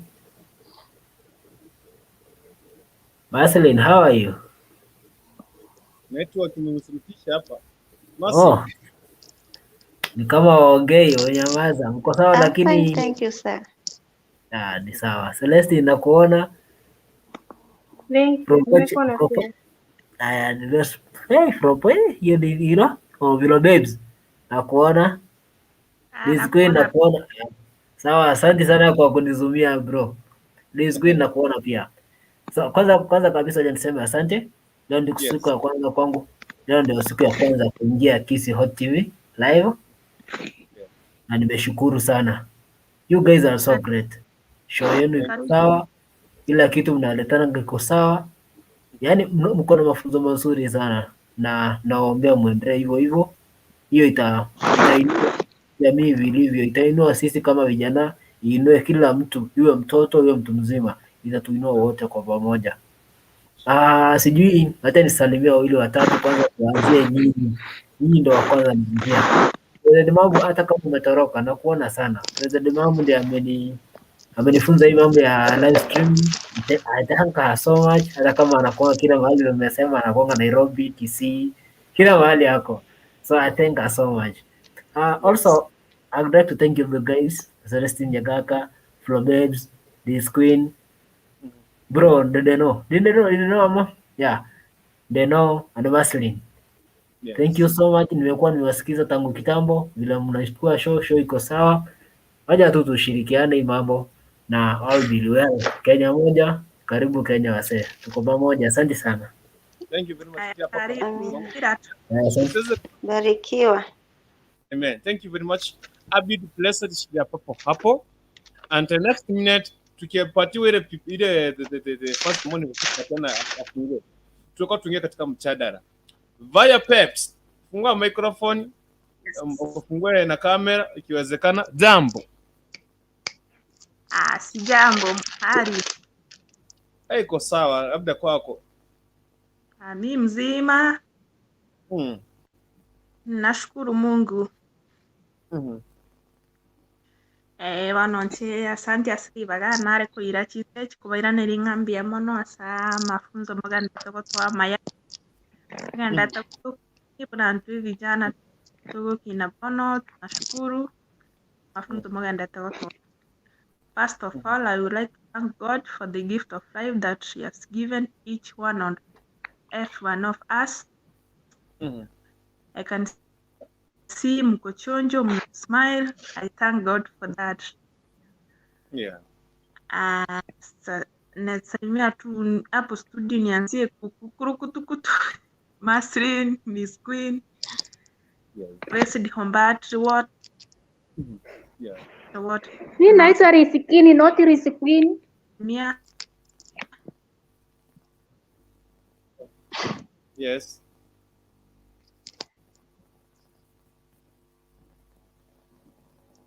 Network. Akili skin. Unafukuza network ya via Peps. Via Peps. Ni vile ameniita Queen ndio kwa maana imeenda. Via Peps. Yes. Woi. Via Peps jamani.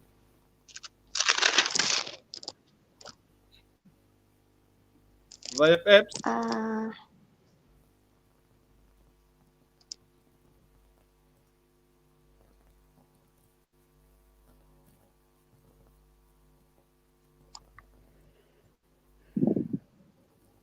Via? Via? Okay, naomba karudi tena. Asante sana. Naomba tunataka kuingia katika mjadala wa siku ya leo. Tafadhali Celestine nilimpatia kazi kutufungulia katika maandiko ama the paper which says Yesu akawaambia wanafunzi wake popote waendapo wasipepe kitu chochote, wana mavazi wala chakula ama vyakula. Popote wanapokaribisha waweze kuingia, wanapokatazwa wasiingie pale. Wakungunte vumbi ya miguu yao na kisha waweze kuondoka. I don't know nani alishapata hiyo fast. Tuko katika Bible challenge. Leo tuko katika Bible challenge. All right? Nimepata. Sasa nimepata. Umepata?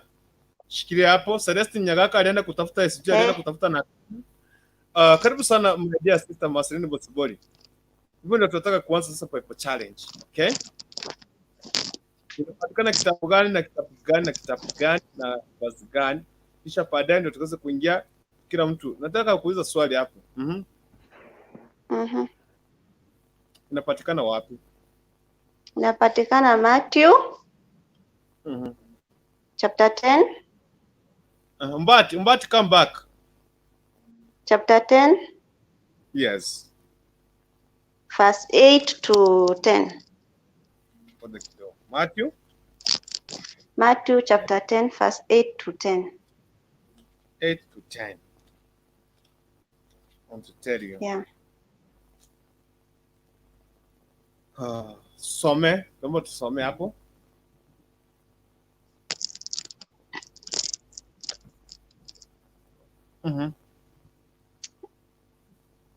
Aya, ni hapa. Matthew chapter 10 verse 8 to 10. Yes. Okay, nilianzia mbali but hiyo kabisa inaanzia 9. Heal the sick, raise the dead, cleanse those who have. Wacha nianzie 9.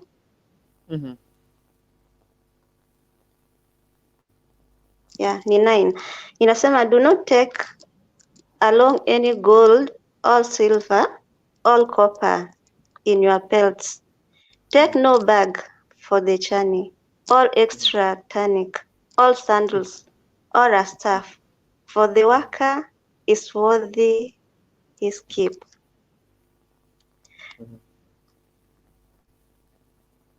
Wherever town or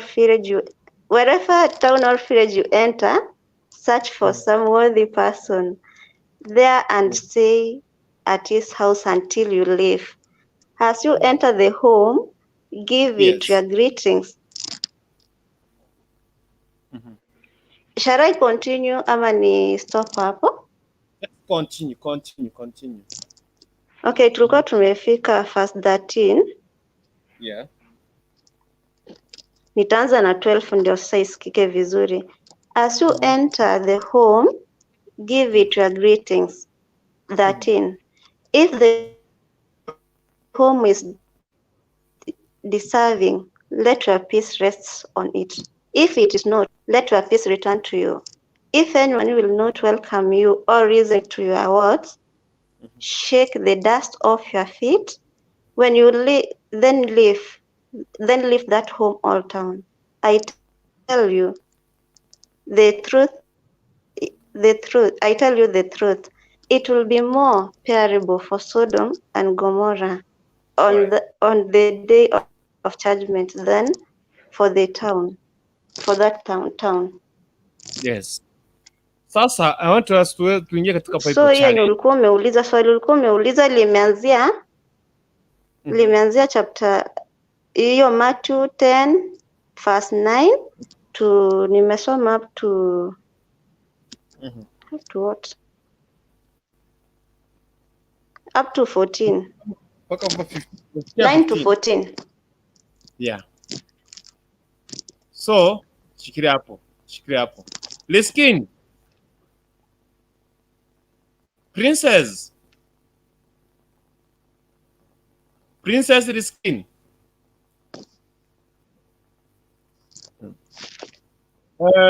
Karibu sana ndani ya nyumba hapa. Tunataka kuingia sasa katika team what challenge. Tunataka kuingia team paper challenge. I don't know what, yani leo watu wakisikia tu team mambo na pipilia. Hey. Okay, I want to ask a question here. Katika team paper challenge, Pastor Menza sijui ulienda wapi? If you are a backstage, confirm it to me at present.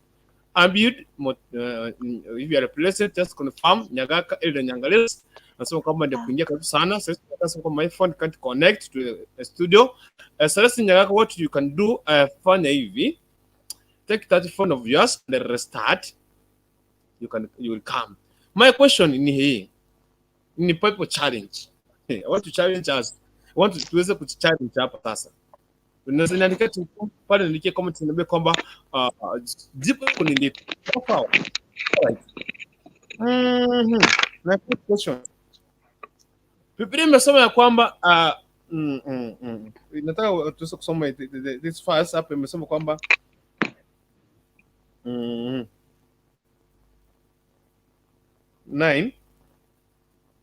10 verse 10 Matthew inasema kwamba no pay for your journey, nor two tunics, nor sandals, nor staffs for a worker is worthy of his food.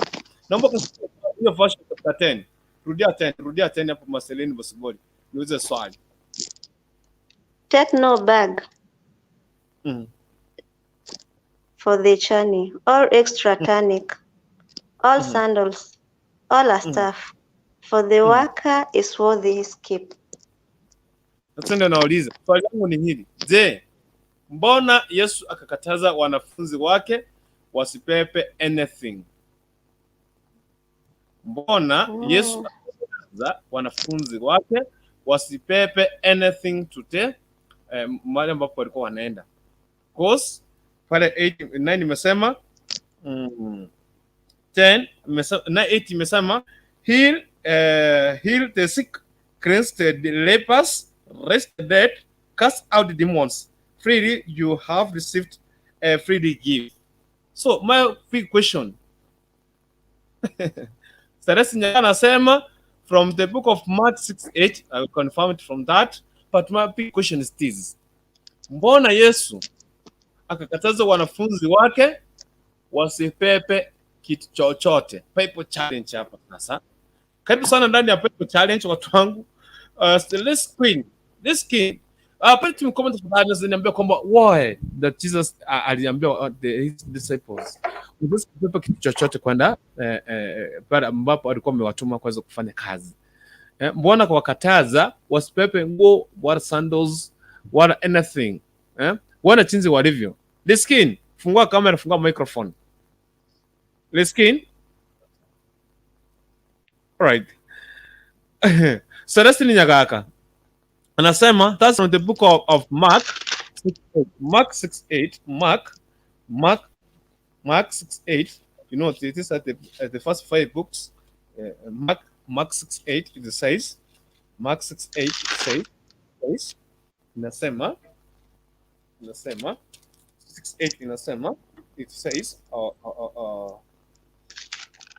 he commanded them to take nothing for the journey except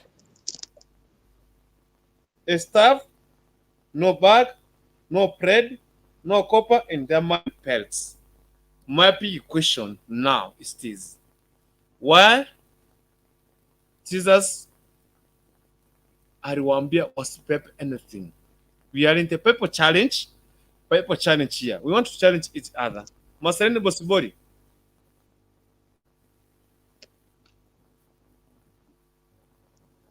Marceline. Liskin. Kama network imeta taprash tafadhali. Naomba uweze kuondoka tena. Okay? Liskin. Marceline. Naam. Unanipata? Sasa nakupata. Ndio nakuuliza. Hebu tuambie mbona? Why?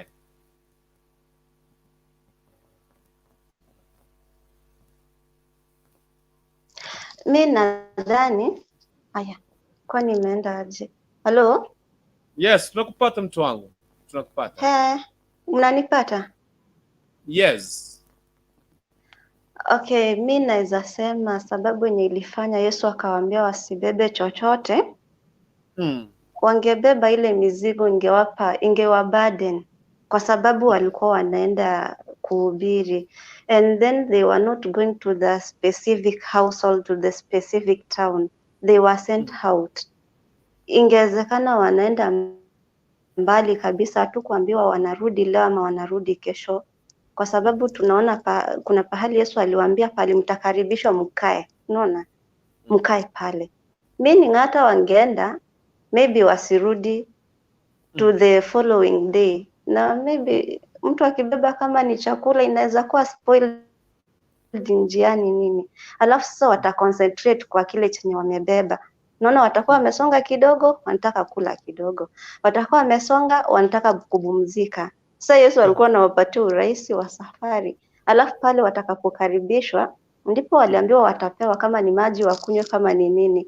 So pahali walikuwa wapokelewe, Yesu alikuwa ameandaa, kwa sababu Yesu mwenyewe akitembea na wao alikuwa ameshatoa provision mingi akiwa na wao, na wako wanabeba chochote wakienda Injili. So ilikuwa it's their turn waiendeshe vizuri, and then they could do wonders. Wangeomba hata mikate kutoka mbinguni, they were given that authority. So I think hiyo ndio ilikuwa sababu kwa maoni yangu. Nikiona wengine baadaye nitarudi.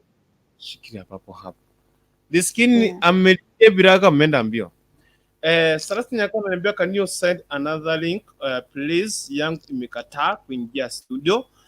Okay, I don't know watu umekwenda wapi. Sijui mmekwenda wapi watu wangu, nawaambia where have you gone to?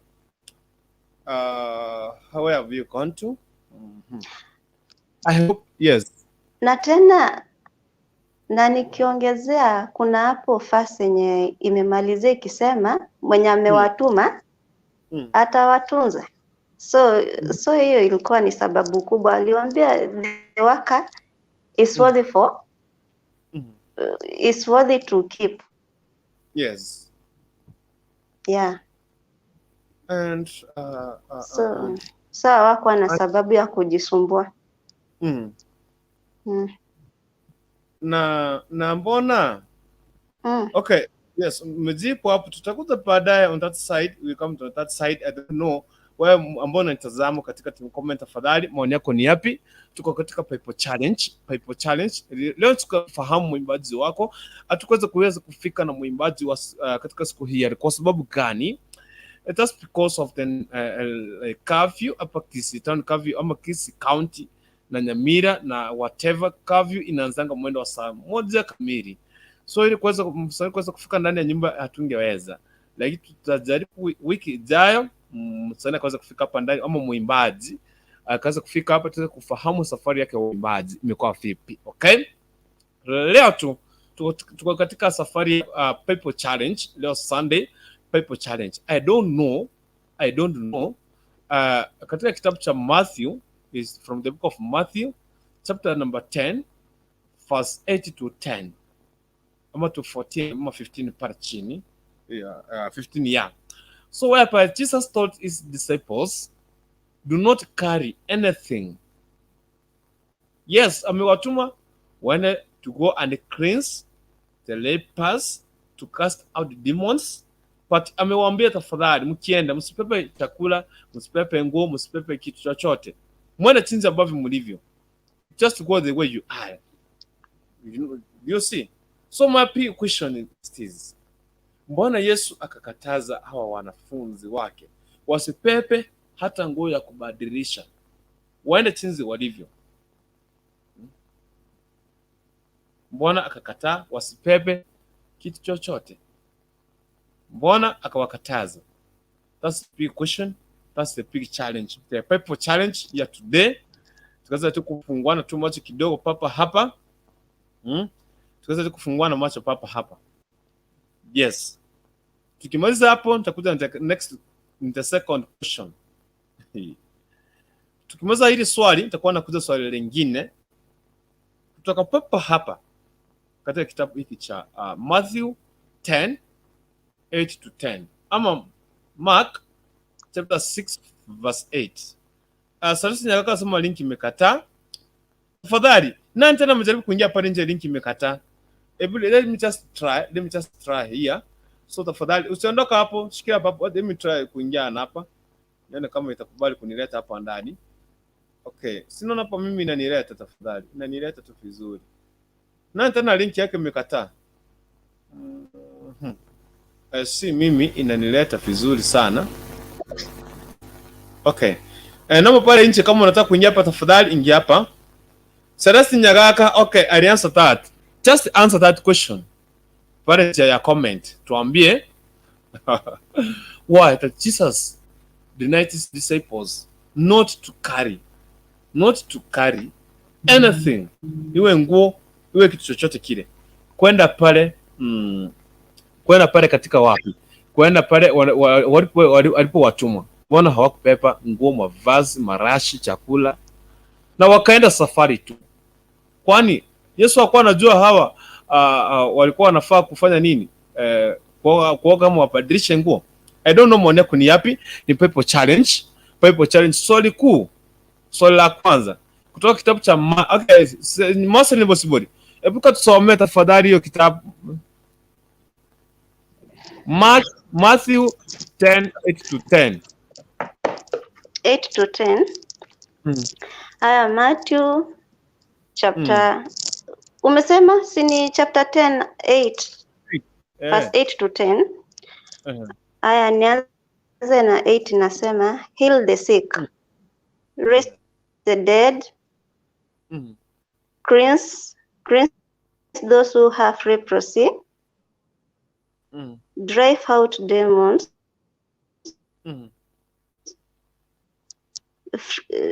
freely you have received, freely you give. Do not take along any gold or silver or copper in your belt. Take no bag for the journey, or extra tunic, or sandals, or a staff, for the worker is worthy his keep. Niendelee. Okay, 11. Yes. Whatever town or village you enter, search for some worthy person there and stay at his house until you leave.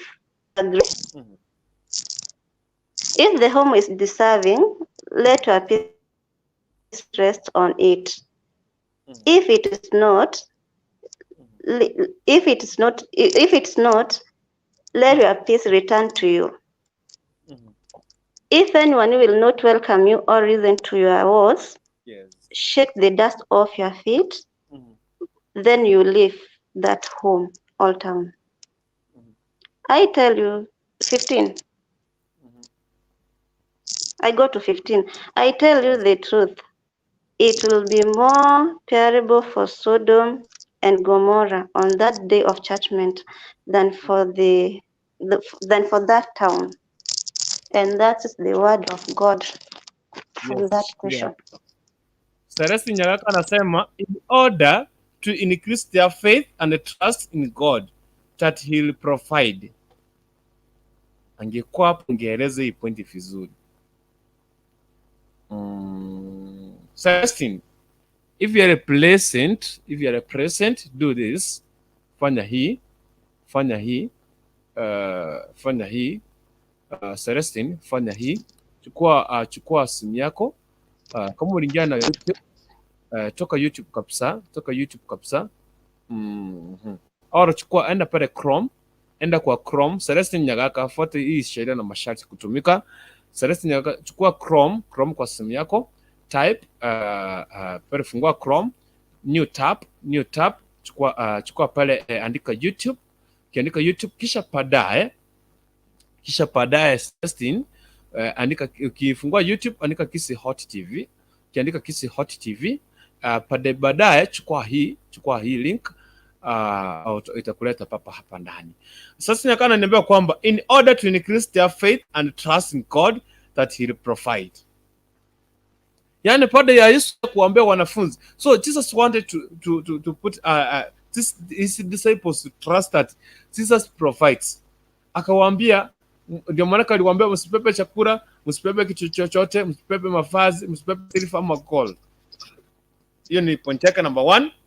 Point number 2 anasema kwamba in order to be able to walk faster because the journey was so long, too long. The journey was too long. That's why Jesus aliwaambia wasipepe kitu chochote popote waendapo. Ni point nyingine yake ya pili. Point ya 3 Celestine anasema kwamba Jesus gave them power and authority to do everything, give everything by their powers, so that also they can be able to give others freely as they have been given by God. So that's why my big question is this, from the book of Matthew 10:8 to 10 ama kuelekea mpaka 15, where the Bible says tuko katika pepe challenge leo. I don't know kama ni maoni yako ni yapi, that Jesus taught his disciples, do not carry anything. Yes, aniwaambia tu hivi, heal the sick, cleanse the lepers, raise the dead, cast out demons. Freely you have received, freely give. Mmepewa pule na wewe peana wakienda. Pia akawaambia pia, provide neither gold or silver nor copper in your money belts. So was prepare anything in their money belts, in their whatever. Was prepare anything. Okay. 10. No pack for your journey, not to tunics, nor sandals, nor staffs, for a worker is worthy of his food. Yani was prepare kitu chochote, but for the worker is worthy for his food. Yani mfanyakazi anafanya nini? Kumaanisha nti hata in the short way, imekuwa mbaya, anakula kutoka wapi? Mahali ambapo tunafanya kazi. So my big question is this, I want to challenge you in kimaandiko, this people challenge. Mbona Yesu akakataza wanafunzi wake wasipepe kitu chochote? Why? Anaitwa Celestine Nyagaka. Jesus gave them power and authority to do everything, give everything by their power, so that also they can be able to give others freely as they have been given by God. Sana. Pia amesema stand to be corrected. That is my thinking. Be blessed, ready to learn from you. Celestine Nyagaka uko sawa. Kila kitu ni jipu. Pede kile kitu ambacho mzungumza ni jipu. Jennifer Keribo, hello my people. Hello to you. Pia naweza yes. Pia naweza ongezea niseme sasa, unaona hii ni chapter 10. Tukirudi Matthew chapter 4, kuna wakati Yesu alikuwa amejaribiwa. Yes. Then shetani akamwambia, kama wewe ni mwana wa Mungu, badilisha jiwe liwe chakula ufanye nini? Ule. Na Yesu akamwambia, imeandikwa, mtu hawezi ishi kwa mkate peke yake, bali kwa kila neno litokalo kwa kinywa cha Mungu. Meaning pia Yesu alikuwa anataka kuwafunza kutegemea kwa neno lake na maombi. Alafu pia if at all walikuwa wamepewa the power to heal and to raise even the dead. Hizi vitu ndogo hazingekuwa shida kwao kupata. Then tunaona aliwaambia, pahali mtakaribishwa muache amani yenu. Meaning pahali umeenda umekaribishwa, lazima utapewa kitu cha kukula. Like sasa for example, kama ni kwetu ama kama ingekuwa ni kwangu, wageni wamenitembelea, kama ni pastor amekuja kuhubiri, lazima nijiamshamshe, nimtengenezee at least kachai. Kama kuna kandizi huko kwa shamba huko Kisii hivi, unamchunia unampatia, anaenda nayo. So Yesu alikuwa anajua already amewatengenezea pale. Na kama wangeshindwa na wamepewa uwezo wa ku raise the dead and everything, nothing was going to be hard for them. Yeah. Alright, shikilia hapo. Hapa Marceline. Hapa na pepo. Itapidi tupige mimi na wewe hapa. So, shikilia hapo. Jennifer Keribo, kindly subscribe to my YouTube channel. I'm dropping something for you soon. Thank you very much. Yes. Yesu amewaambia wanafunzi wake wasipepe anything popote waendapo. Wasipepe anything else. Wala si mavazi, wala si chakula, wala si pesa, wala si gold, wala si copper. Yani ni kumaanisha kwamba just go the way you are. Uamke tu. Kama Yesu alikuwa amewaita, kwa mfano, nisema hapa kurutu, nimewaita hapa, njoo hapa nyinyi nyote. Mkikuja tu hapa, niwaambie sasa na tunaenda vita. Haujapepa kitu chochote, hauna silaha. So tunaenda vita. So yeah, I don't know kama utakubali. So they just accepted. Na wakaenda. Yote ambao mmepatana ni majibu. That everything that you've given, in fact, kila kitu ni jibu. Because hao watu kitu walikuwa wanaenda kufanya ni kuweza kufanya nini? Kufukuza nini? Mapepo. Na kuweza kuponya, to cleanse with those one with what? To cleanse those one with lepers. Another thing, ukisoma 10 pale, for the worker is worthy for the food. Yani unavuna mali unapanda hapo, ndio unafanya nini? Ndio unavuna. Kumaanisha kwa mali walikuwa wanaenda kufanya kazi, hapo ndio ungefanya nini? Ndio ongeza kulisha. Ndio maana Yesu akamwambia kwamba popote mtakapoingia, mkikaribisha, ingia. Yes. So hivyo sijui nani ndani niachie hapo. Sijui nani baada kuna najibu la hiyo swali. The second question. Is it wrong? Okay, no, before I go to the second question. The second question. Okay, who is a disciple? Who is a disciple? Mwanafunzi wa Yesu ni nani? Who is a disciple? Because hapo Yesu ametuma wanafunzi wake, amewaambia wasipepe kitu chochote kile. Si ndio? Si ndivyo? Do not carry anything. So I'm asking this question. Who is a disciple?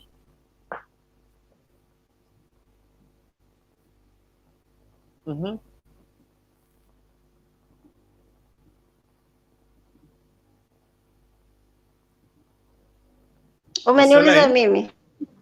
Nimeuliza nyinyi wote, nimeuliza sisi sote na nyinyi nyote, na nyinyi wote. Who's a disciple? Okay, a disciple. Yes. A disciple niseme is a follower of Jesus Christ. Yes. Is a follower of Jesus Christ. Yule mwenye ameamua kumfuata na kufuata yale anayoyafanya Yesu. That's a disciple of Jesus. Yaani kumaanisha ukinifuata mimi, umekubaliana na mimi na kila kitu ninachokifanya. Huwezi enda kinyume nami na ukawa my disciple.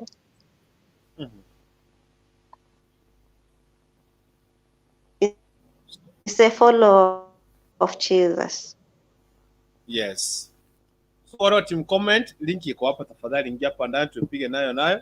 Ni Pepo Challenge. Tuko ndani ya Pepo Challenge, ni 21 baada ya saa 5 Afrika Mashariki, na kuambia mtu wangu karibu ndani ya nyumba. Uko na mimi hapa Dennis Kukulikuntu, tusonge tu mbele pamoja na kuambia, okay? Swali la pili, who is a disciple of Jesus Christ?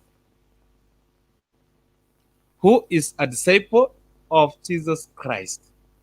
Je, mwanafunzi wa Yesu ni nani? Team comment pale, nikuone mkitembea. Swali number 2 katika Pepo Challenge, who is a disciple? Because I want kama umetupata, the first question ilikuwa ni kutoka kitabu cha Matthew chapter number 10 verse 8 to 10 ama 15, whereby Jesus taught his disciples, wherever you go, don't carry anything. Do not carry anything. Si mavazi, si gold, si silver, si copper, si nguo, si chakula. Eh? That's the first question. Why Jesus? Swali la kwanza niulize, mbona Yesu akakataza wanafunzi wake wasibebe kitu chochote mahali popote walikuwa wanaenda? Mbona akawaambia wasibebe kitu chochote mahali ambapo walikuwa wanaenda? Kitu cha pili, swali la pili. Who is a disciple? Who is a disciple? Ndio swali la pili. Ambao anasema kwamba good evening my people. Good evening to you my dear sister. Karibu sana ndani ya nyumba, ndani ya Kisi Hot TV. Mbele iko sawa na mimi hapa Kurutu. Tunasonga mbele kielewe nayo. Kwani iko nini? Tunasonga mbele tukisonga. So karibu sana ndani ya nyumba. Ukiona kisha rekodi yako. Nakwambia sana karibu sana ndani ya nyumba jaja ndani ya nyumba pale nishakupatia linki kule. So guza hiyo linki ikaweza kukufikisha hapa ndani. Uweze kutupatia majibu yako. Niko na maswali mengi. Unajua nimeanza swali la kwanza tumelijibu. Tulikuja swali la pili. Kisha baadaye tulikuwa tuelekea swali la tatu. Waona? Ndio tukaweza kujua who is a disciple. Tutaka who is a disciple, ndio tukaweza kujua swali lingine linalofuata. Kama Yesu aliambia wanafunzi wake wasipewe kitu chochote popote waendapo. So, is it good? It is good. We as Christians, me as a Christian, who have decided to follow the footsteps of Jesus Christ, ambaye ninaitwa sasa ni mwanafunzi wa siku hizi wa Yesu Kristo. Popote nikienda niweze kubeba nguo, mavazi na chakula na nini, nikienda mahali pale kisha kwenda kuhubiri Injili. Swali la tatu hilo. So sijui nawakilisha wapi. Niko na maswali matatu tu peke yake. Swali la kwanza kutoka kitabu chake Matthew chapter number 10 verse 8 to 15. But specifically I'm quoting from verse 9 10. More special 10. Not pack for your journey. Usibebe bag, usiweze kubeba bag, usibebe food, usibebe nguo, usibebe anything. You just go the way you are. Kama ulikuwa umetoka shambani na zile nguo, just nenda vivyo jinsi ambavyo ulikuwa. Waona? So ndio maana niko na swali tu hivi. Mbona Yesu akamwambia wanafunzi wake wasipepe chakula, wasipepe kitu chochote kile popote mahali ambapo aliwatuma? Why? Aliwaambia wasiweze kufanya nini? Wasiweze kupepa kitu chochote. None. That's the first question. Second question. Who is a disciple of Jesus Christ? Je, mwanafunzi wa Yesu Kristo ni nani? Number three. It is good for a Christian who is called to be a disciple of Jesus Christ of today to carry any luggage or a bag wherever he or she goes to minister.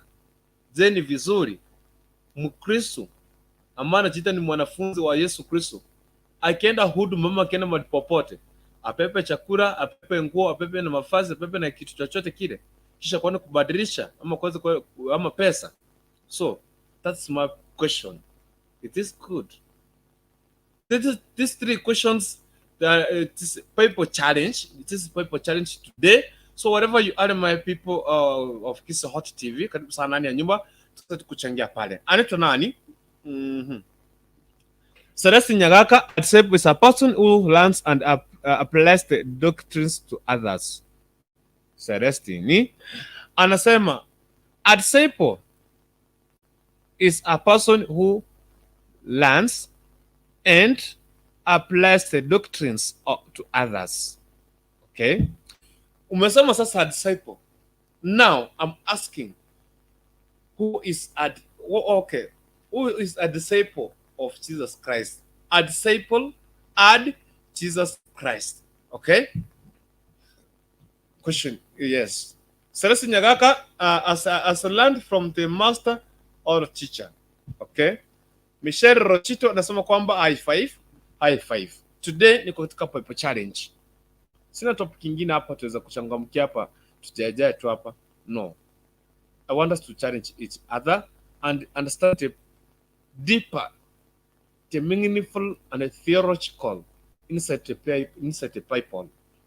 So today tunataka tuweze kusoma sasa, tuko katika theology. Tuko theology sasa hapa, kama kuwa sema kuwa wewe ni pastor, njoo tuchanganue hii. Come. Let's listen together. Okay? I have 3 questions. And they come from the book of, okay, Marceline Bosibori, she's back. I see you. Marceline Bosibori, shikilia hapo. I have 3 questions. Yes. I have 3 questions. The first question, Okay. come on, the first question, it says, mbona Yesu aliwaambia wanafunzi wake wasipepe kitu chochote kile walipokuwa wakienda huduma ama mahali ambapo aliwatuma? Mbona aliwakataza wasipepe kitu chochote wana chinzi walivyo? Swala la kwanza. Kutoka kitabu cha Mathayo mlango wa 10 mstari wa 8 mpaka 15 pale katikati. Lakini especially tunazingatia pale katika mlango katika mstari wa ngapi? Mstari wa 9 na 10 mpaka 11. Waona? So tunauliza kwamba mbona Yesu hakuweza kuwaruhusu wanafunzi wake kupepa chakula mavazi ama kitu chochote, akawaambia wane chinzi walivyo? Kitu cha pili, je, mwanafunzi wa Yesu Kristo ni nani? Mwanafunzi wa Yesu Kristo ni nani? Swali la tatu, as a Christian, kama wewe ni mwanafunzi, je, ni vyema, ni vizuri kisha kuweza kufanya nini? Kupepa chakula, mavazi na kitu chochote ukienda huduma, ukienda crusade, ukienda kuhubiri? Je, ni vizuri ukapepe chakula ama nguo ama mavazi ama kitu chochote kile kwenda katika huduma kama mwanafunzi wa Yesu Kristo? Swali langu hilo. Anaitwa PPC Kenya Entertainment following. Thank you very much. Marceline Bosibori. Marceline. Network. Marceline. Unanipata? Marceline. 30 baada ya saa 5 Afrika Mashariki, tarehe 4 mwezi wa 7 mwaka 2021. Nashukuru sana, karibu sana ndani ya nyumba katika Bible Challenge. Karibu sana. Marceline Bosibori. Unanipata?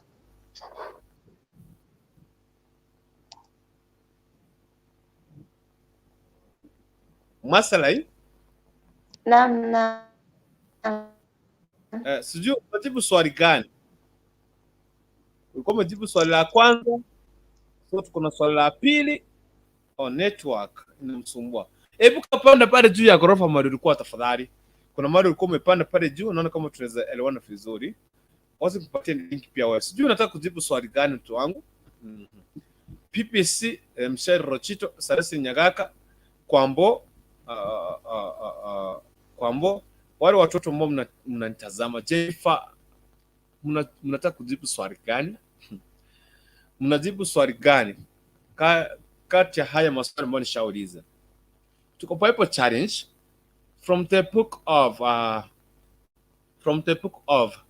that's the book of Matthew 10 mstari wa 8 mpaka 10. Moses Nyata, hey to you Moses Nyata, thank you my brother. Karibu sana ndani ya Kisi Hot TV. Nakwambia mtu wangu. But my big question is this. Tukaelewana papa hapa mtu wangu. Swali langu kuu ni hili.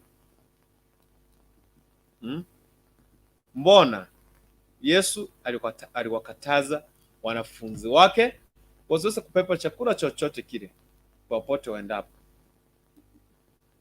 Mbona Yesu aliwakataza wanafunzi wake wasiweze kupepa chakula chochote kile mahali ambapo walikuwa wanaenda? Mbona aliwakataza? Swali la kwanza. Ni Sunday Express ndani ya nyumba na mimi David Sikukuntu. Swali la pili. Swali la pili. Je, mwanafunzi wa Yesu Kristo ni nani? Swali la tatu. Ukiangalia swali la kwanza, Yesu amewaambia wanafunzi wake, wote kwanza sikia anajibu swali gani. Naona network inakusumbua pale maskini.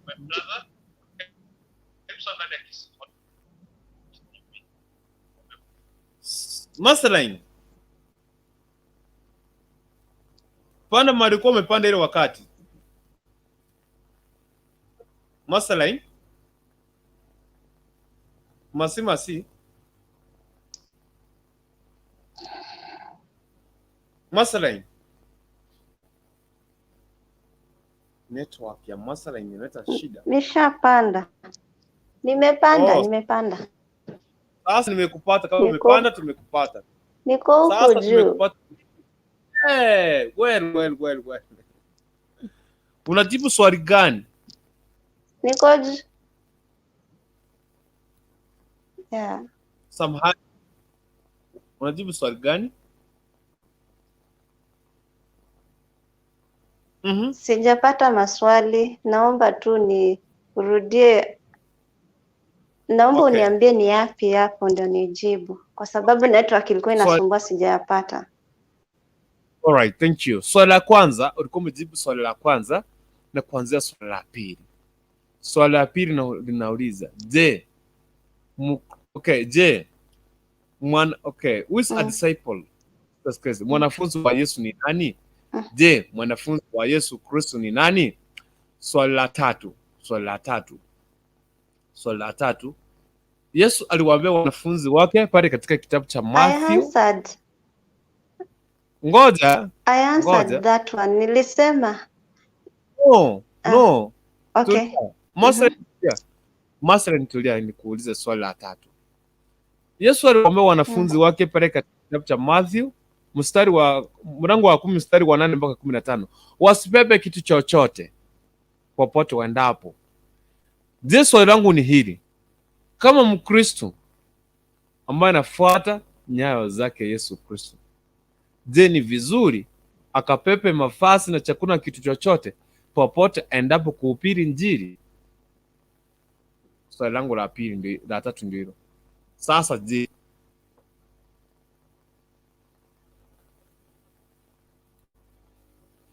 network imemtoa pale? Network ishamtoa pale. Karibu sana ndani ya nyumba. Hii ni Kisi Hot TV. Mbele iko sawa. Tashukuru Mwenyezi Mungu kwa maana siku hii ya leo. So it is like Bible challenge. Bible challenge hatutaki kuja tuchangia hapa Bible challenge. Imeleta shida kidogo. All right, sana. So kama Maslain amerudi hapa, network unamleta shida. Yes, Maslain.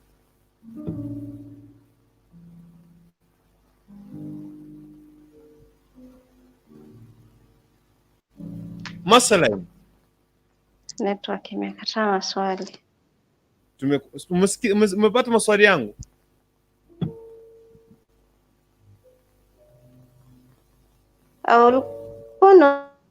Unauliza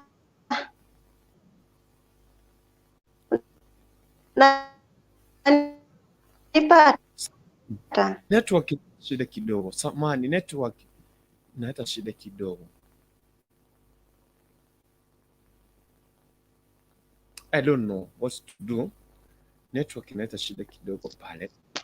Usiku mwema, network imekataa maswali. Sasa nirudi tu team comment. Nimekupata sasa. Network imekataa. Tumekupata sasa. Imekataa. Wacha nirudi tu team comment. No, tumekupata sasa. Unanipata?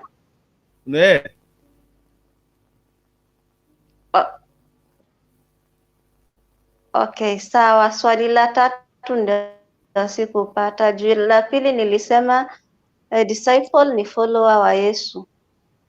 Kwa Kiswahili mwanafunzi, yani mtu mwenye anayekaa kufishwa ndio the follower, anakubaliana na mambo ya mwalimu wake. Sala tatu ndio sikupata. Je, mwanafunzi wa Yesu Kristo ni nani? Umeniambia mwanafunzi wa Yesu Kristo ni yule anayefuata Yesu. Mwanipata ama nishapotea? Nakupata? Ni follower, mfuazi wake, mfuazi anayemfuata, anayesikiza.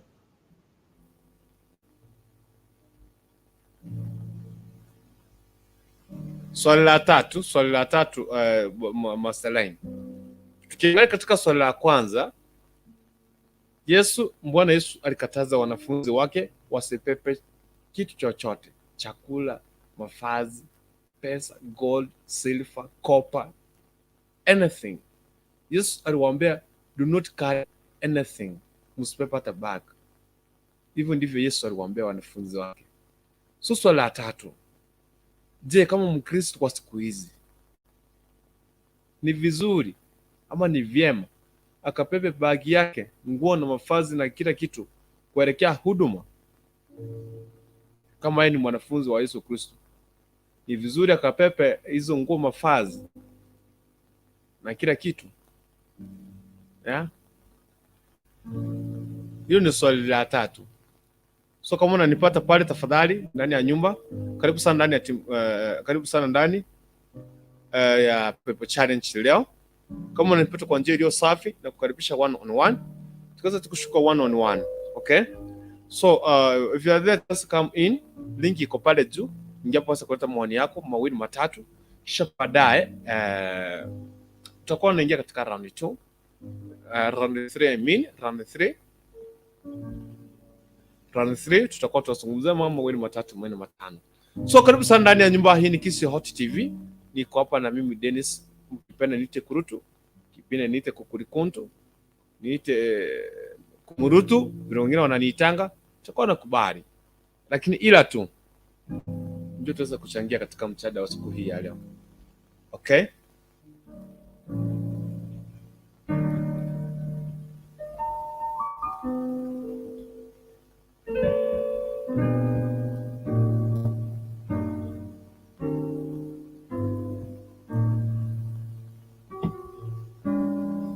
Karibu sana ndani ya nyumba. Zimonga dakika ni 40 baada ya saa 5 Afrika Mashariki. Mwendo ni wa saa 5 tarehe 4 mwezi wa 7 mwaka 2021. Nashukuru sana, mwezi unaenda pia, au mwezi wa 7 unaenda mbio sana. Ni mwezi wa Julai. Ni mwezi ambao unaenda mbio sana. Nashukuru sana Mwenyezi Mungu. So sijui maoni yako ni yapi pale? Sijui wewe unachangia nini?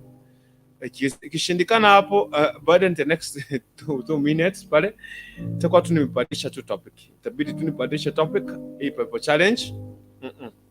Hii Bible challenge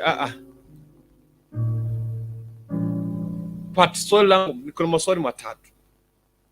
maswali matatu. Swali la kwanza, je,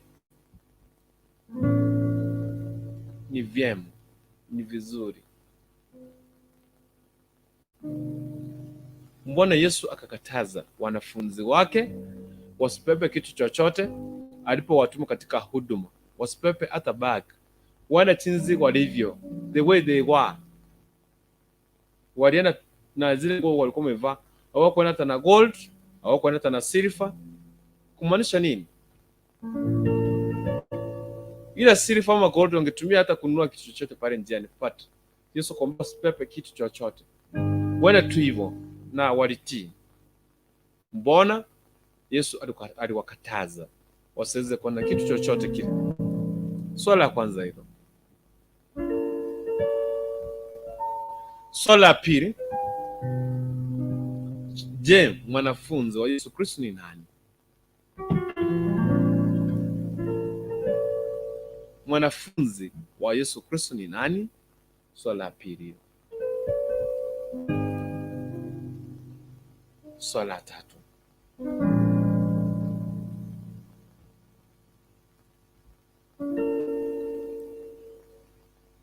kama Mkristo, je, kama wewe ni Mkristo wa siku hizi ambao umeokoka na sasa unaenda juu mbinguni, Je, ni vyema, ni vizuri ukapepe nguo zako, ukapepe kitu chochote kuelekea huduma? Kama ndio, mbona ukapepe? Na pale Yesu alikwambia wanafunzi wake wakati alipowatuma wasipepe kitu chochote.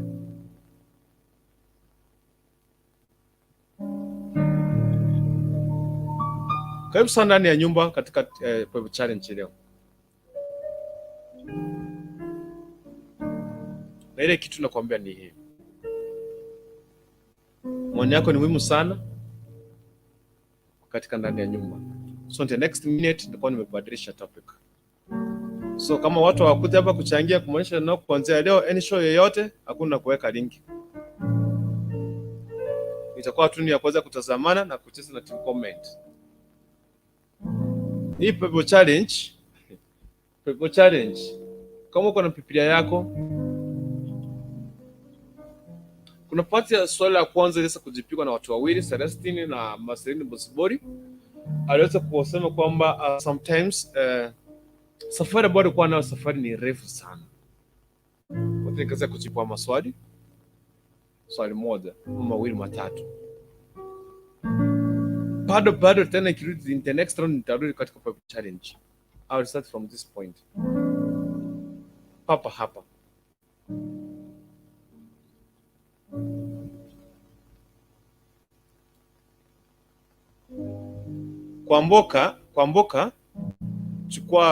Kwamboka chukua hii kitu na kuwekea hapa chini. Kuna hii link na kuwekea tu, unaguza hiyo link. Kwambo chukua hii link. But Kwambo Saturday ulikuwa umeingia hapa. I remember mlikuwa wawili kwa gari. Kwamboka chukua hiyo link. Hiyo yenye nimeweka hapo kwa comments section. Chukua hiyo link. Guza tu hapo. Iko na mstari wa rangi gani? Wacha nikaona hapa. Okay. Kwamboka chukua hiyo link. Hiyo comment iko hapo katika hiyo link. Imeandikwa Kisi Hot na yes, sasa ingia nikwambie ni what to do. Yes, ingia sasa. Ile siku nyingine ulikuwa umeingia ilikuwa inatusumbua, but mimi nilikuwa nakusikia. Ile tulikuwa na echo. But today kuna vile tunakuelekeza kwa njia iliyo rahisi sana. But ningia kuongea haunisikii. Je, kuingia hapa Kwamboka. So, swali langu pato ndio lile. Mbona Yesu? Je, mwanafunzi wa Yesu Kristo ni nani? Swali la pili. Swali la tatu.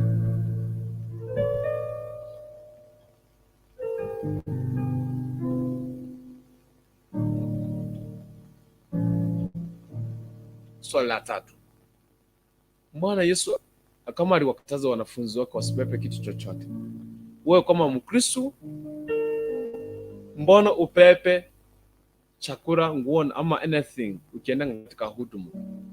Mbona usiende bila kitu chochote? Swali langu hilo. Nikingotegea hapo Kwamboka akaweza kuingia.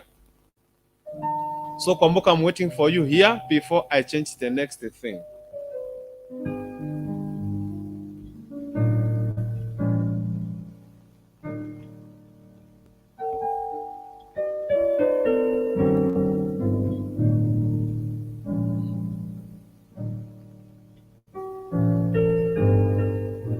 Marceline Bosibori, the word of God never changed and it will never change. Yes, the word of the Lord it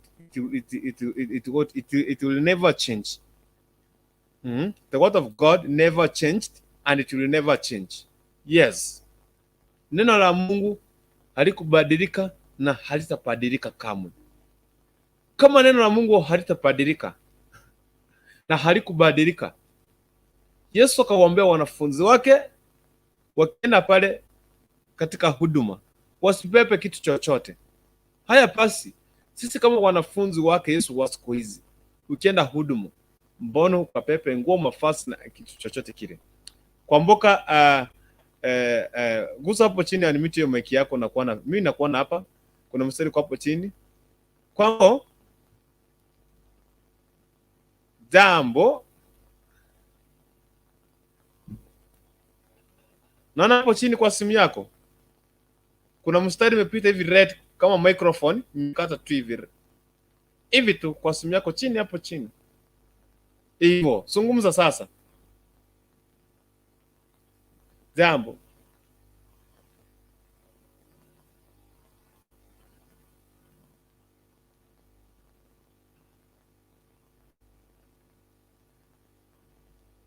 Okay. Kumbuka bado sijakupata. Wacha nikwambie ni what to do. Let me tell you. You can call me through WhatsApp. Kumbuka with that number. Juu sikupati. Ni kama ukiingianga kumbuka allow Chrome to access your microphone and camera. So unaona umefunga microphone sikupati. So what you do Kumbuka fanya aje, just call me on WhatsApp, that number of mine. It is there. Let me just display that number. Seresi nyakashi hapo. Let me display that number. So kumbuka call WhatsApp direct ni kuweka hapo zungumze. So piga ama allow Chrome to access your microphone and camera. If you allow that one, utakuwa umetupata hapa. So at Kwambo, you call me via WhatsApp or you try again. Okay, nimekuona hapa. Kwambo, jambo. Atukupati. Ulijaribu access nini? Allow the microphone to access your camera and everything. Chrome to access your microphone and the camera. Hapo chini kabla ujengie inakuuliza kabla ujengia allow microphone and camera, Chrome to access microphone and camera. Useme yes, you allow. So rudi nyuma kabisa hapo kabisa, rudi nyuma kabisa, tena uguse hiyo link vizuri. Ukigusa hiyo link vizuri itakuuliza haya maswali. Utakuwa umeingia tusikie sauti yako. Ikishindikana you call me direct. Asa sauti ndio iko. Wewe unamsikia? Ameingia lakini hana sauti. Restart simu.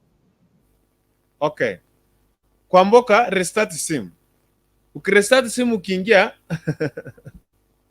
najua tu vile umechoka lakini usijali. Usijali. So restart simu. Ukirestart simu ingia na hiyo link. Hiyo link anything inakuuliza just allow. Anything inakuuliza just allow. Anything allow. Kitu chochote inakuuliza ukiingia just allow. Sawa. Yeah. So ikikataa kabisa, if you wanted to talk kuchangia katika hapa siku ya leo, you can call me direct, live on the direct. So wacha niingie katika topic ya maswali matatu. Sijui kama Seresi Nyagaka na Favored One. Umesikia maswali yangu matatu? Mimi sijakuwa hapa, nilikuwa nimeenda. Sawa. Shikilia hapo. Seresi Nyagaka. Celestine, unmute your mic. Huyo hata yuko. Favored, maswali ni haya. Swali la kwanza tumesoma ni Bible challenge from the book of Matthew 10:8 to 15 pale chini, but tumechukua specifically tumeconsider at verse 10 and 11. Jesus told his disciples, wherever you go, nimewatuma, don't carry anything. Msipepe kitu chochote. Mwone chinzi mulivyo. Swali la kwanza lilikuwa ni hili. Mbona Yesu akawaambia wanafunzi wake wasipepe anything? Waende the way they are. Waende chinzi walivyo. Hata mavazi, hata kitu chochote wasipepe. Kwenda chini. Wacha niulize. Remember nimewahi soma hiyo basi. Kwenda chini nasema ya kwanza mimi huwa nasemanga ukianza soma chapter yote ndio sasa ukisoma hiyo chapter yote Ehe. utapata kuna maana fulani ziko ndani. Ehe. Nikusomee? Kama uwezi umefungua mahali unataka kusoma, then kwenda chini. Nakumbuka ikisema mtu anakula mahali amepanda. Exactly. Yes. Kama sijamisquote. Kama sijamisquote. Wacha nikusomee hiyo. Hiyo ni 10 inasema hivyo. Na kutoka juu na kutoka juu hawa wenye walikuwa wameambiwa waende vile wako ni wale walikuwa wanaenda kutangaza neno lake. Yes. Those so called pastors right now at this century. Yes. Exactly. So, but to be sincere, Yesu aliambia wanafunzi wake akijua ya kwamba mahali anaenda kutangaza neno la Mungu, pia hiyo ni kazi, kwa sababu kuna kazi mingi mtu anaweza fanya. Yes. Mnanisikia? Yeah. So alijua kuna kazi mtu anaweza fanya, hiyo kazi na imulishe, lakini amempa kazi. Ni kama talanta umepewa na Mungu, uitumikie kwa wote.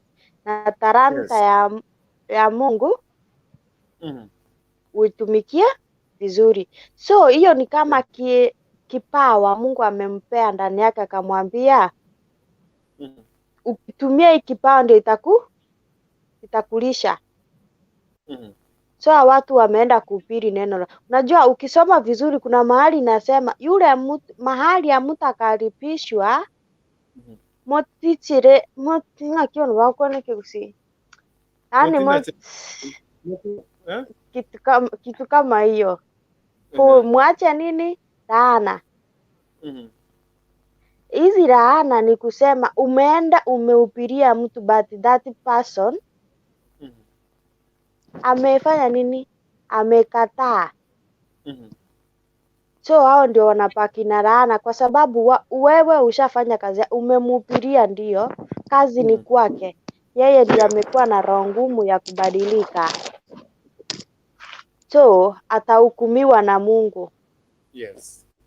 But pastors of nowadays, some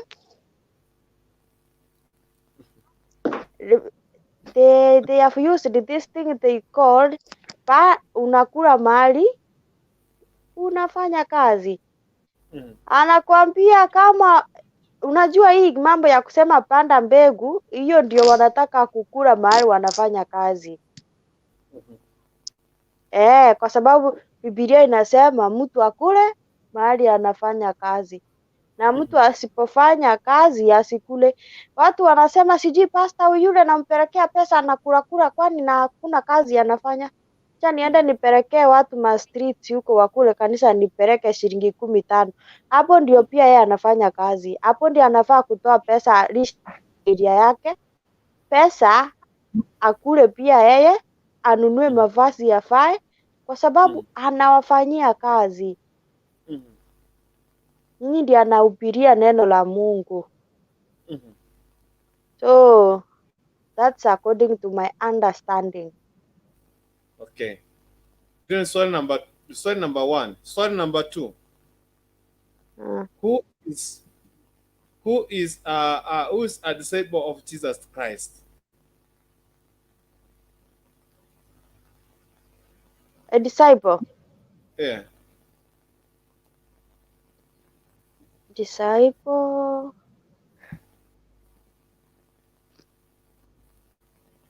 Yes, disciples, these are hawa ni wale watu wenye Mungu anatumia kwa ajili ya kupata more followers. Ndio maana hatuwezi waita followers, kwa sababu Biblia kulikuwa na followers wenye walikuwa wanafuata miracles, kwa Yesu, wenye walikuwa wanafuata waone chakula, wenye walikuwa wanafuata waone akitoa mapepo. Those were followers. Disciples, these are the who are very close, wenye Mungu anawatumia. Na ukisoma vizuri kuna fasi inasema aligawanya hawa madisciples wake kwa mataifa yote, akaambia kila mtu pita huku, pita huku, pita huku, enda mkakuje na mka followers, yani muundi.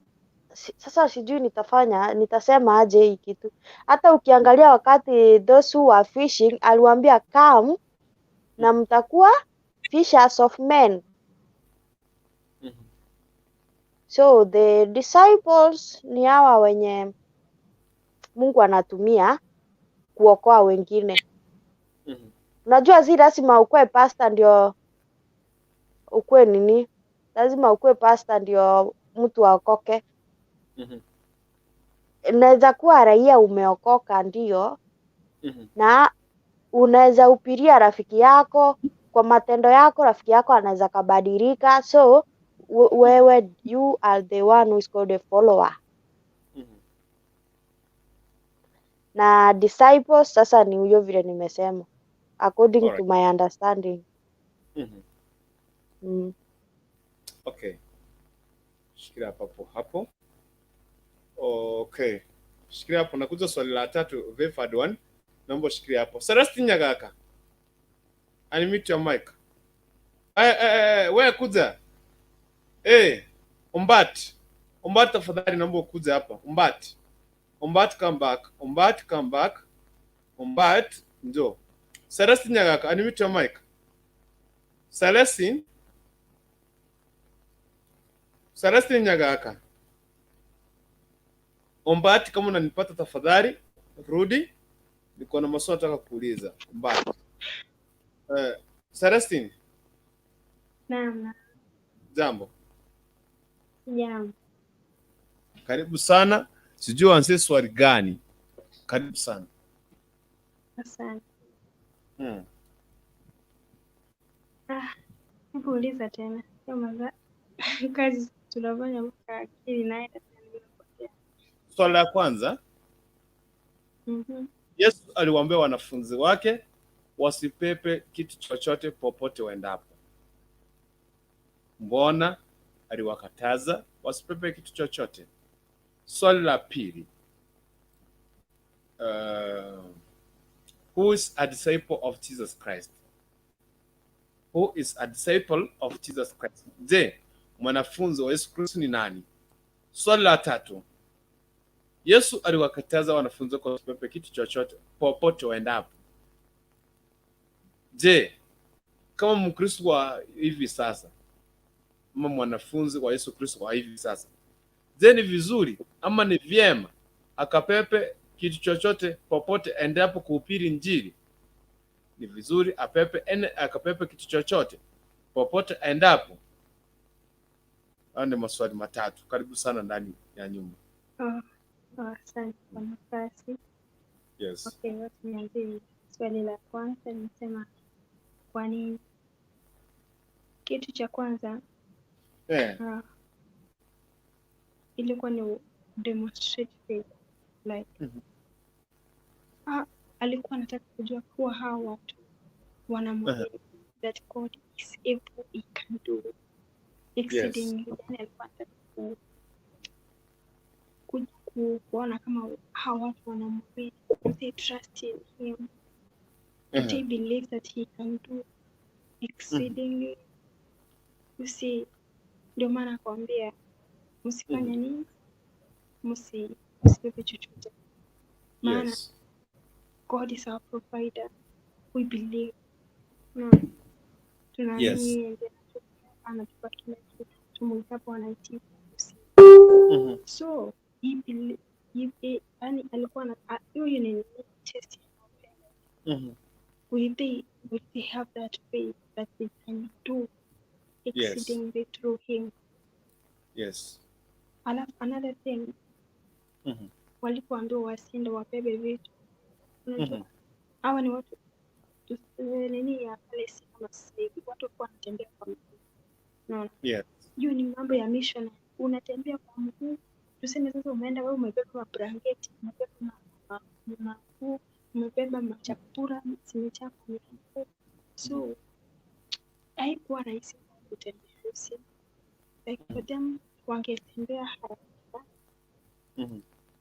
ni wakati hawangekuwa na kitu, na hata wewe mwenyewe unatembea uko na mizigo unaenda kwa unaona, lakini kama huna mizigo unaweza harakisha because hao watu walikuwa wanatembea from door to door. So ni vizuri wangeenda vizuri haraka na kwa haraka kama hawakuwa wamebeba kitu chochote. Yes. Alafu vile nikifikiria pia the Bible states clearly like God aliwapea watu ya kukuza mapepo, ya kufanya everything. So he entrusted them. You see, sasa venye entrust everything, he gave them power and authority to do everything. So he wanted them also wakati watakwenda kule nje na wao pia wapeane vile vile jinsi, yaani jinsi ya isiwe kuwa amewapa, isiwe kuwa wamefika pale nje wameanza kusema kwa kitu kidogo ndio isiwe kuwa wamefanya hivyo. Because Jesus entrusted them. Jesus gave them what he had. That showed them that na wao wakifika pale nje waweze kupeana kile ambacho Yesu aliwapea bure bila kuitisha chochote. Yes. And question number 2, who is a disciple? A disciple is, I can say, is a follower of Jesus Christ who follows teaching. Yeah. Nasema ni mwanafunzi wa Yesu ambaye anayefuata sheria na kusifanyia. That's a disciple. Yes. Question number 3 ilikuwa inasema question number 3, Fifad one. Sasa nataka kurudi hapa ukaweza kujibu swali number 3. Lisikia nasema Fifad one amejibu, amemaliza. Thank you very much. Question number 3 inasema je, mwana Mkristo wa siku hizi ambaye ni mwanafunzi wa Yesu ama ambaye ni disciple akaweze kubeba chakula ama kitu chochote, ama ni vyema Mkristo kupepa kitu chochote kile kuelekea huduma? Kwa maana Yesu pale alikuwa ameambia wanafunzi wako wasipepe kitu chochote. Je, ni vyema ama ni vizuri Mkristo wa siku hizi kupepa kitu chochote kile kuelekea katika huduma? Ndio swali langu hilo. Mimi ningesema hivi,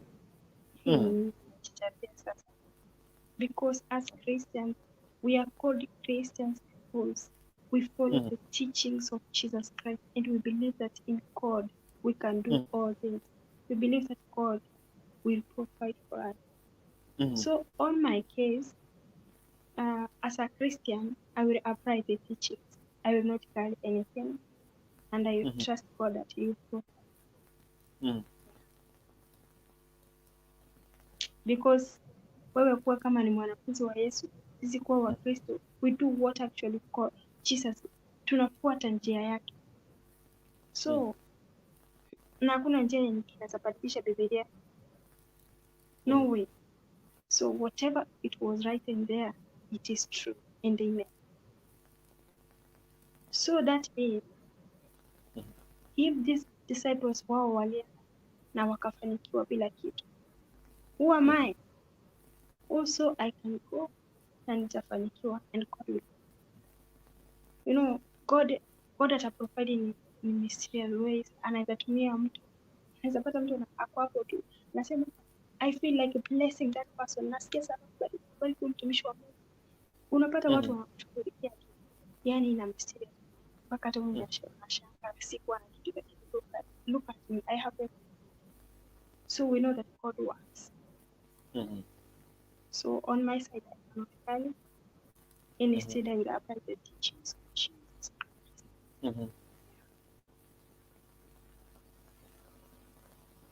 Yes.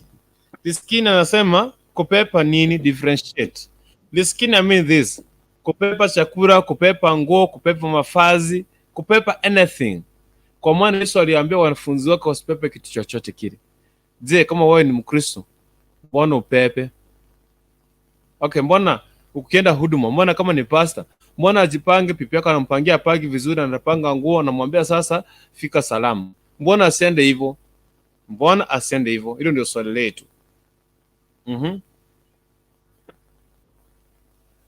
Yes, Nalaka. Umemaliza? Yeah, mimi nimemaliza. Oh, okay. Thank you very much. Thank you very much. I tell you. I stand to be corrected. Yeah. Sasa Hii ni Bible study, tuko hapa, mwenye anasikia tu sasa amejenga hiyo statement vizuri. He or she can help me understand some. Unajua. Understanding yetu tofauti. Wewe umesema si vibaya kubeba ama ni vibaya kubeba? Okay. Unajua, in this daily life we are living, we have this essentials. No. We have this essentials like information unaenda. Kuna vitu ambavyo unaweza pepa na kuna vingine hauwezi kupepa. You see, like chakula huwezi ukapepa. Like kama unajua kuna kuseti mahali, unaweza kuwa hauna fare. Unajua kuna zile vitu zinakuanga like zile zenye zinakushtua tu. Unatakiwa uende crusade Nairobi na hauna fare. Unaenda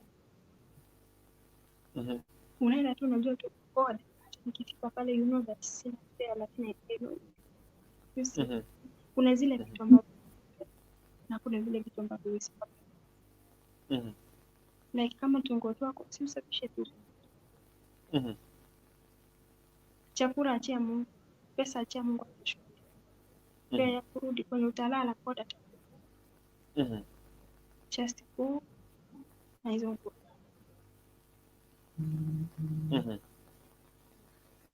Sasa je, nikuulize. Celeste, niko na swali.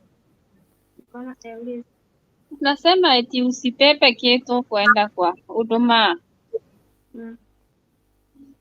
Useme uko na nguo unataka kwenda kusaidia wenye hawana. Si lazima upepe uende usaidie wenye hawana. Ama kuna chakula. Nimesema mami hivi. Nimesema kuna zile vitu essential unaweza pepa. Unaona? Kama nguo zako za unajua unaweza enda hata upate hakuna mtu mwenye anakushirisha. Unaweza pata mtu wa kukupa ndio, lakini upate wewe ni kafupi yeye ni mrefu. Kuna vitu ambavyo huwezi. Umepanga unaenda Nairobi. Kuna crusade. Wewe ukushago pale kisi. Lakini hata una fare. Wewe unajisumbua una mbele. Mimi kundu sichangia. Mimi nishawahi kupata situation. Nishawahi kupata situation. Sasa unajiuliza kufanya nini? Uko tu unaenda mahali. I can remember crusade nyingine hapo ilikuwa. Madakiri polisi. Niko na fare tu, lakini sasa ya kurudi sina mlaki. Sasa tena nikamaliza crusade pale. But you know, after kumaliza crusade, God, he came through. You know, wewe unabeba tu nguo zako, ujui kwenye unaenda kama utakuwa mahali mbaya kwanza. Unaona? Hapo mahali kwenye unaenda, ujui kama utapata chakula. But what you only can at least ubebe nguo zako kwenye unaweza enda fresh. Utoe zile nguo zako. Ongeza sauti tafadhali.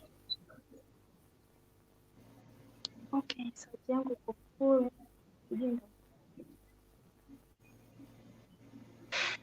Nasema kuna vitu ambavyo huwezi ukashughulikia. Mungu anathibitisha. Yes. On my case, God alifanyanga kitu, alishawahi fanya mpaka akatoa code. Because I remember I was to attend a crusade, ilikuwanga same that report pale Masaini, and lili tulienda kuwa na prayer because we felt like tulikuwa to attend hiyo nini crusade. It was a very powerful crusade. Kitu ambacho tulipepa tu manguo zetu, bila ba kulala, tuko tunajua tunaenda kulala wapi, tunaenda kula nini, lakini nguo zetu nazo tulipepa za kwenda mahali ukifika, hata ukifika unaenda kubadilisha kile kitu. Sasa kurudi hatukuwa hata na kitu ile sema uende kurudi fair, but wakati tulimaliza crusade, God alifanya God provide. Tulipata watu sema unajua they have sauti.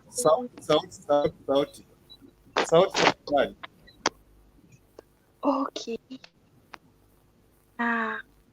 Wakati tulimaliza crusade, watu walisimama wakasema hawa watoto wametubariki na sisi pia kama kanisa tunataka kuwabariki. Hapo sasa watu walitoka wakachanga. By the way, tulitokwa na machozi usiku because we had nothing actually. Hatukuwa na kitu ya kuturudisha mpaka kwetu. Watu walisema tutasimama na hawa watoto anything. Tulichangiwa almost 5,000 and we had nothing. Na sasa kwenye tunaenda ilikuwa tu ni vya ya 100. You see? So ndio nakwambia kuna vitu ambavyo unaweza pepa na kuna vitu ambavyo huwezi ukapepa. Sisi hatuko tunajua kwenye tunaenda kulala aje, lakini wakati tulifika pale tulipata malazi, tulipata mahali pa kuweka kichwa. Hatukuwa tutakula nini hizo siku zote, but God provided. Tulikuwa tunalishwa pale, unaona. Wewe unaweza kosa kujua, lakini God knows. God will send somebody to start for you. Mungu atatuma mtu asimame kwa niaba yako. Mimi sijui kama ushawahi fika kwa situation nyingine, unapata mtu unasikia kumbariki, you feel like I want to bless this person. Mtu amekuja tu anasema amekulisha neno, na huyo mtu hana hata senti kwa mfuko wake, anahubiri pale akisema Mungu wangu nitarudi aje. Lakini mtu unaona mtu ametoka kwa Mungu anasema pastor, hilo neno limenigusa and I need to bless you. Unafikiria ni huyo mtu, it is God working through people. Ni Mungu. Yeah. Thank you. Shikilia hapo ndakuwa nakuta press Liskin. Kwako kabla Fefad wanajazungumza. Acha Fefad yazungumza. Fefad. Usingizi inanikata, network iliniangusha nikaenda. Kuna kitu sijui kama nilikuwa nimeongelelea. Ongea, zungumza tu kuambia. Kwa swali la kwanza nilikuwa nimeongea about faith. Hapana. Unaona sasa. Unajua? Wakati Mungu aliwatuma hivyo, alikuwa anataka ku-increase their faith. Such that kuwaonyesha, unaona huyu ni God the Son amewatuma. That God the Father will use God the Holy Spirit to make those who have to share with those who don't have. Ndio my sister hapo Celestine amesema ni Mungu. Mungu anatumia Mungu Roho Mtakatifu. Roho anakuguza, unapea huyo mwenye hana. Na I'm sure hao watu wangebeba against the will of God, their journey haingekuwa successful. So maybe there was a reason behind it and another way round. Yes. Ulikuwa unaniuliza swali ya tatu nikaenda. Swali la tatu? Je, ni vizuri ama ni vyema Mkristo ama mwanafunzi wa Yesu kubeba kitu chochote kuelekea huduma. Ndio. Aliambia ukisoma kuna mahali Yesu aliambia wanafunzi wake wauze kile wako nacho wanunue sword. Yes. Silaha. Ndio hiyo nowadays silaha yetu ni Biblia. So ni vema ukienda, take your Bible, take your notebook, go. Kama ni safari ya kwenda na kurudi, go, but you have to nowadays you cannot. Unajua those disciples walikuwa wanaongeleshwa na Yesu physically. Yes. So na mwezi sema like kukurukutu unakuja kama ni mission kwangu na sina mtoto kijana na umekuja hauna kitu yoyote. Where do you expect me nikutolee nguo at that particular time?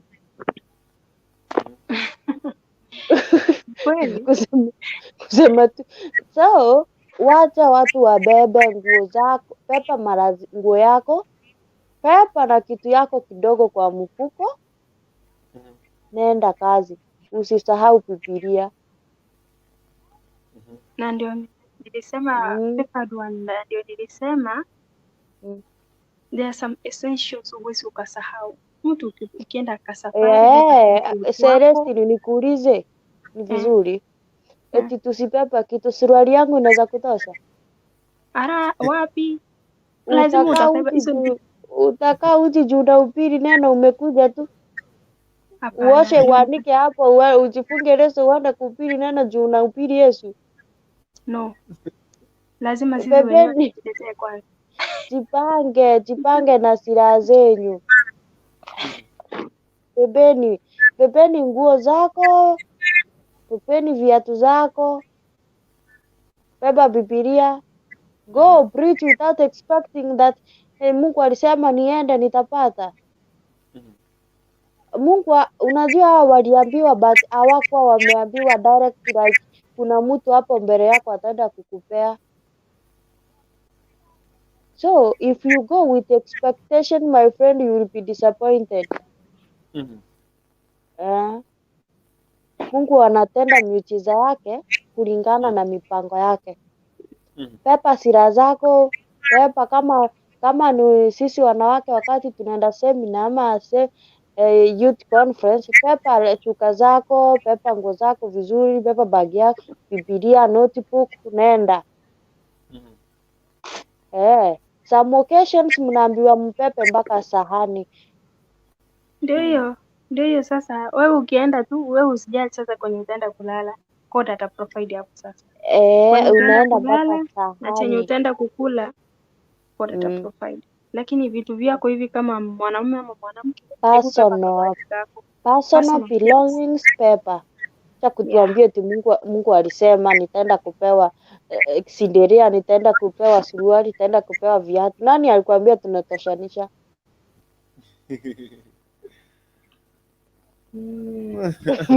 Vitu zingine pepa. Okay. Swali la 4. Swali la 4 ilikuwa natoka wapi hapa? Ni hapo tu bado swali la 4. Wamefika pale, mtu asipowakaribisha wafanya nini?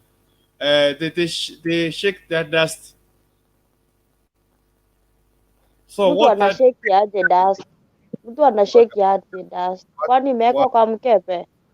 What soma hapa?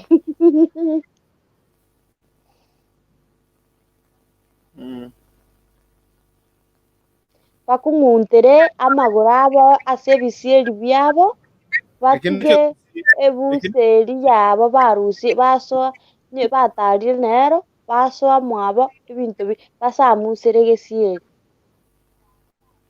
Wacha nisoma hapa, swali langu litapotea kidogo tu. Okay.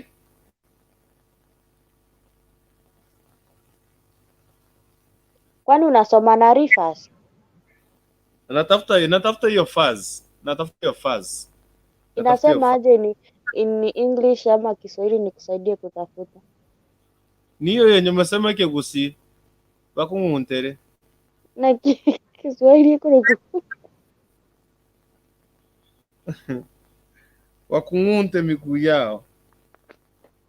Usaligeta, si wali wasaligeta nuga saligeta. Ay, Beba, tumetika Swahili na aroli. Beba. Kiswahili na kiotamani tina aroli. Let me just see. Then now, let's kusoma kwanza 11 mpaka tutapata. Now, whatever the city or town you enter, inquire who in it. Who in it is worthy, and stay there until you go out. And when you go into a household, greet it. If the household is worthy, let your peace come upon it. But if it is not worthy, let your peace return to you. And whoever will not receive you nor hear your words, when you depart from that house or city, shake. Nisemaje? Sasa umesikia? Shake your dust. Shake off the dust from their feet. Shake off. So nilikuwa nauliza, what is the meaning of shaking off the dust from your feet? According to the theology. Okay. What I can say is that ilikuwa ni hiyo ni nyumba ile yenye walikuwa wameenda kukataliwa. Na sasa walikuwa wameambiwa wakienda wakipeana neno waende wakataliwe, watoke huko kwa ishara ya nini na kidogo kwa Kiswahili kimeenda kana. Okay, to shake their dust. Yeah. Ni kukungunta. Hata Favored anakataa ni kukungunta miguu yao. Ni hiyo sasa kukungunta. Hiyo ishara ya kuonyesha kuwa yani to separation. Like hawa ni wale watu ambao wamekukataa.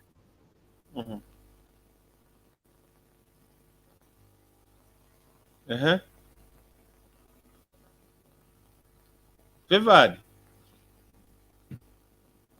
Favored waweza kusikia swali na utoroke. Favored.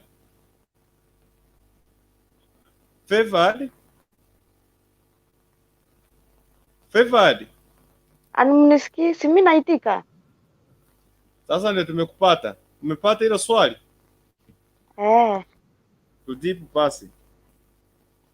According to my understanding, ni those who will reject. Yes. Hiyo mafunzo ya neno ya Mungu. They will face the consequences of this world. Ni kama ukifunzwa kitu ukatae kufuata vile umeambiwa, si you face it kwa njia ingine ile. Yes. So that's according to my understanding. Kujua kuna fasi nilisoma mahali kitambo hivi. Juu hiyo fasi ilikuwa inasema abanyaboronge mbaye gweri bagaso muchiorio mochenu. Batinyigwe amariga y'emechando nainde baisaransa mono monene Nyasaye. Lakini abanyabibe bari barange kubwatira ing'ana eria Nyasaye mbasiriwe. So when the time wenye ukikataa hiyo yenye dust inaonyesha you have rejected the word of God, the will of God, so you will face ndio wanasemanga the wages of sin is death. Juu umekataa change from that sinity ukuje kwa njia takatifu. Ndio maana hata kuna fasi kitambo nilikuwa nasoma Biblia kitambo. Mahali Yesu mwenyewe alionya watu wakabadilike. Watu wakakataa kubadilika. Wenye walikataa kubadilika aliwapea punishment.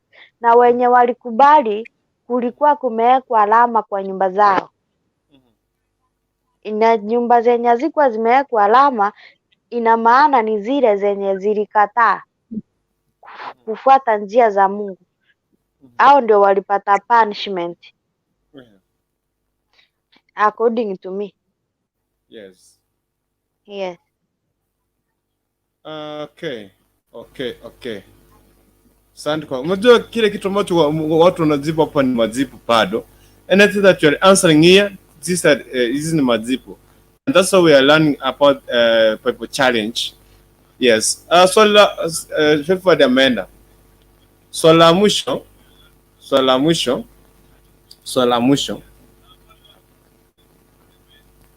Je, mimi kama ni Mkristo nishatembea kwa nyumba ya mtu pale so nimeshaingia kule kwa hiyo nyumba na nimekatazwa. So nikishake off my dust from my feet, nitakuwa nimefanya dhambi ama sitakuwa nimefanya dhambi? Celestine, karibu sana.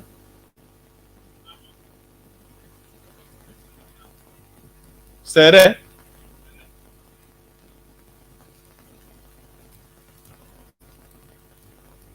Celestine? Celestine unanipata?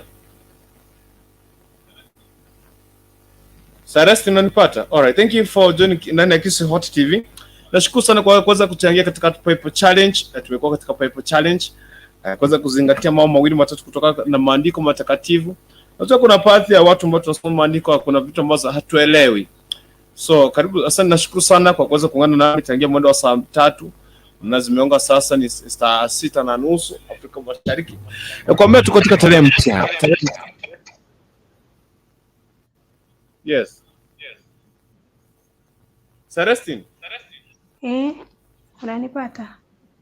Yes, nakupata sasa. Okay. Nilikuwa nasema hivi. Swali lako lilikuwa aje hata? Swali? No.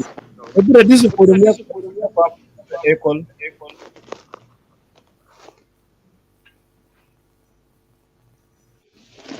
Unipata? Nakupata. Nilikuwa nauliza. Je, mimi kama Mkristo ama disciple of Jesus Christ, nikienda kwa mtu pale niende kumhubiria anikataa nifukuze and then shake off my dust from my feet, nitakuwa nimefanya vibaya ama sitakuwa nimefanya? Okay, nami nilikuwa nasema hivi. Hata tukiangalia generation yenye tuko sasa hivi. Watumishi wa Mungu ni wengi, wanatupwa milango ya watu. Yes. Mtu anakuja, unasikia mtu anasema huyu asikuja hapa, huyu anataka pesa. Yaani watu hawapendi kusikia neno la Mungu. Watu hawapendi kuhubiriwa. Yes. Watu hawapendi kusikia neno la Mungu. Sasa mtumishi amekuja kwa nyumba, wanaona tu huyo akija ni hela, huyo akija labda anataka kitu fulani. Yes. So mimi nasema hivi. Kwenye unaenda usipopokelewa toka pale. Yes. Yeah. Kwa sababu hili neno unajua wakati unatoa neno la Mungu hakuna kuforce mtu. Yes. Ni unatoa neno la Mungu, mwenye anashika ashike, mwenye anaachana nayo akae, unaona? So wahubiri wanahubiri ndio. Wanaolipata ni wachache, wanaokulitumikia hilo neno. Yes. So kwa wale wachache ambao wanaolipata na kulisikia na kulifuatilia, kuna thawabu yao. Nao ni uzima wa milele. Na wale ambao wakataa watumishi wa Mungu na kuwafukuza, nao pia kuna adhabu yao. Na ambao ni moto wa milele, hawataona ufalme wa Mungu.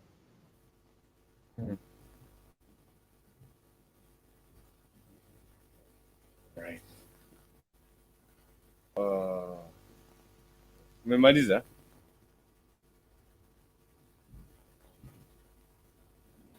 Celestine, umemaliza? Celestine. Right. Thank you very much. Thank you very much kwa kuweza kuingia ndani ya nyumba. Celestine, unanipata? Nipata. Nakupata. Hapo, shikilia hapo. Nashukuru sana kwa kuweza kuungana Afrika Mashariki. Ilikuwa ni tarehe 4 mwezi wa 7 mwaka 2021. Sasa hivi tuko katika saa 6:23 Afrika Mashariki, tarehe 5 mwezi wa 7 mwaka 2020. Sana Mwenyezi wakati huu Mungu ametuwezesha, ametupigania, ametuongoza kwa kila jambo. Hakika tunatukuza jina lake. Hakika kaweza kupewa sifa, tukufu na mamlaka.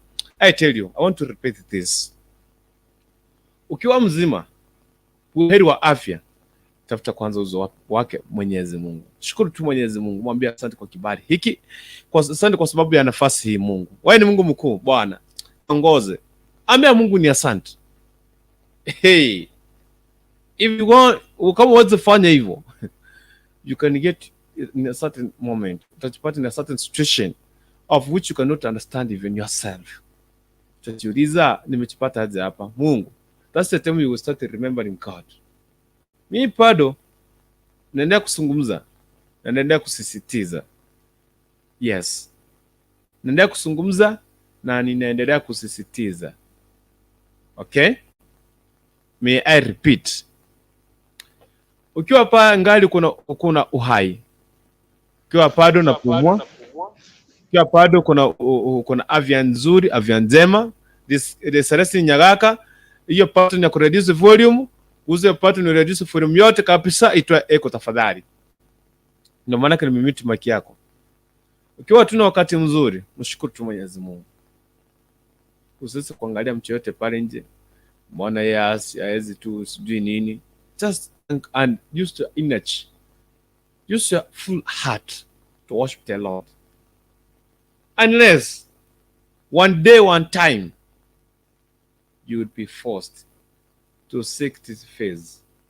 One day, one time, you will need to hear this word, the Bible challenge. Utatamani sana siku moja. And do you know what? That moment, jiulize mahali utakuwa ni wapi? Maybe kwa shida, kwa taabu, mahali ambapo umefika mwisho. And that's the time you just regretting God. Mungu, sasa mimi ni wako. Ni wakoe, nitakutumikia. Na inabidi nisungumuze hii. Inabidi nisungumuze hii. It is well and it is good. Hata kama nikae na mtu mmoja huku kuweza kuzungumza neno la Mungu. And I'll be very serious over this. And I'm very serious over the word of the Lord. That's sitakuwa napenda tu kufanya mchezo. If it is a serious discussion, let it be a serious discussion on the word of the Lord. Yes. So, I repeat this, narudia hii bado. Siku moja, jiulize, utakuwa sehemu gani wakati ambao utakuwa unahitaji hili neno? Where will you be? Cause hapa ningesema sasa topic hapa leo ni kupata mchumba. Celestine, unataka mchumba gani? Na nataka Celestine will be more and more fighting for the screen kwa studio. Mimi ni pesa. But the word of the Lord, people are very dormant. I repeat this. Just ask yourself. Mbona watu wengi hawapendi neno lake Mwenyezi Mungu? People don't like. I tell you, I was sharing a story with one of our sisters who's a presenter at Kiss FM. And she's an actress, from this TV or from whatever, mpaka the rest kipindi amefanya ni Erisoriane. She was the main character. She was walking, she was enjoying. Yeah. Mpaka anaambia midi pale, hiyo chakula wanauza tu kuku hivyo, wanasema hii kuku si tamu, wanamwaga kwa dustbin. Ndio si alikuta unfortunately, naomba tutukeze kumwombea. We pray for our sister Kadimbo Kadot. We pray for her wherever she is. Ametravel kwa Nairobi for a treatment because imefikia miguu hawezi akatembea. Alizaliwa akitembea, hatembei. Alizaliwa hata anaweza kimbia, hakimbii, wala kusimama. Hata ile kusaidiwa kushika mkono isaidi na isaidi akaanza kusimama, imekuwa shida. That we want to pray for her, na Mungu akaanza kutukumpigania, Mungu akaanza kushika mkono because miguu, the nerves hazimuumi, I feel any pain, but mali shida imefikia magoti kwenda chini hayafanyi kazi tu, ni hivyo yani, tu hivyo tu yani. It's God na Mungu yupo. That's why I tell you, and that's why I want to remind you. Je, one day ujipate katika hali kama ya mwanadada yetu. Si kama alifanyia Mungu makosa, no, she was from work, ametoka kazi, ametoka kupresent kwa redio, amerudi, amefika kwake kwa nyumba, amepumzika, amekula sapa vizuri, amelala. Kufika usiku ndio akaanza akafiri kwamba amka aende nje, akashindwa kuamka. Labda akasema wacha tu usingize hata kesho tu asubuhi, ikakuwa ngumu. 2 weeks now, today is on Monday, wiki mbili atoke asimame aendi. Wewe uko na miguu, you have everything. Ask God. Je, ngishipata kwa hiyo hali hiyo mwanadada yetu yupo sasa hivi, ningeambia Mungu nini? Ningezungumza nini? Istati temu iko na charge Mwenyezi Mungu. Istati right temu iko na Mwenyezi Mungu hata kushika mkono. Chiulize, sasa ungekuwa hospitali, umelaswa pale kitandani, labda umekewa maji au damu, sindano ndizo unadungwa, you are in great pain, unaumwa kila sehemu. Ningeambia what would be your statement to God? What would be your first thing to tell God? Usipende ya dunia, usipende vitu za kuja. Sometimes you'll never know. Siku moja, and that's why I remember one day when I was sick. Yeah, I was even stress mingi, and I asked God, oh, where over this Mungu, just remember kumbuka yale mazuri nishakufanyia, and just remember ile mazuri nishafanya, ukaanza kunikumbuka, and just help me from this situation. Indeed, and God did it, na Mungu alifanya, because nilimwambia Mungu now. I remember nilikuwa nende every service, every church, every time. Just ile shida zangu. That was the first thing. Nilikuwa naweka tu mbele. Nilikuwa naweka tu mbele. Hata hakuna. Yaani hizo nilikuwa naona tu. But when I remember so that nilisasa kasema, let me just tell God. Kumbuka yale ambayo nishakutenda, nishakufanyia. Ona tu vile Mungu nimesunguka tu hivi, yani nanyeshewa. I just go to pray for your gospel. Ni nani anafanya hii na hii? Kwa jua, kwa kutembea, kwa njaa. Mungu kumbuka yale mazuri nishakutendea, na unaweza kuniondolea hii. And God did it. Mungu alitenda. And that's why I want to ask you, if ukipatika hali, mwambie Mungu kumbuka yale mazuri nishakutendea. Utapatikana ukiwa na mazuri aina gani akaweza kukutendea. Hey, I tell you. Okay. Maneno yako ya mwisho Celestine Nyagaka. Mimi ningependa kumshukuru Mungu. Najua tu he is the reason of this season. He is the reason I'm existing now. Na akisema sele kuanzia kesho atakuwa, I have no option. You see. By now I'm just operating by the grace. Nina operate tu kwa neema. Ninashukuru Mungu. Mhm. I can never take this opportunity for granted. Mhm. I will ever praise him as long as I have a chance. I will always say thank you. Naomba kila siku Mungu aweze kunikumbusha. Your sin wanadamu, kuna wakati tunafika tunamkosea Mungu, Yes. lakini ni ombi langu Mungu atukumbushe, ukumbuke kwenye uliangukia. Mhm. Just jirudie, kumbuka kwenye uliangukia. Remember the relationship you had with God. Na ukumbuke where you failed. Then you tell God something. Ambia Mungu akuinue. Because we don't know tomorrow. Hatujui kesho itazaa nini. We don't know, actually we don't. So each and every time tuko nayo, let's use that opportunity vizuri. We know kila kitu kinapita, yote yatapita. Hii dunia si kwetu. Wenye wako na pesa, maskini, matajiri, wote. Yes. So where will our lives be after death? Tutakuwa wapi? So being nice to people, it will not cost you.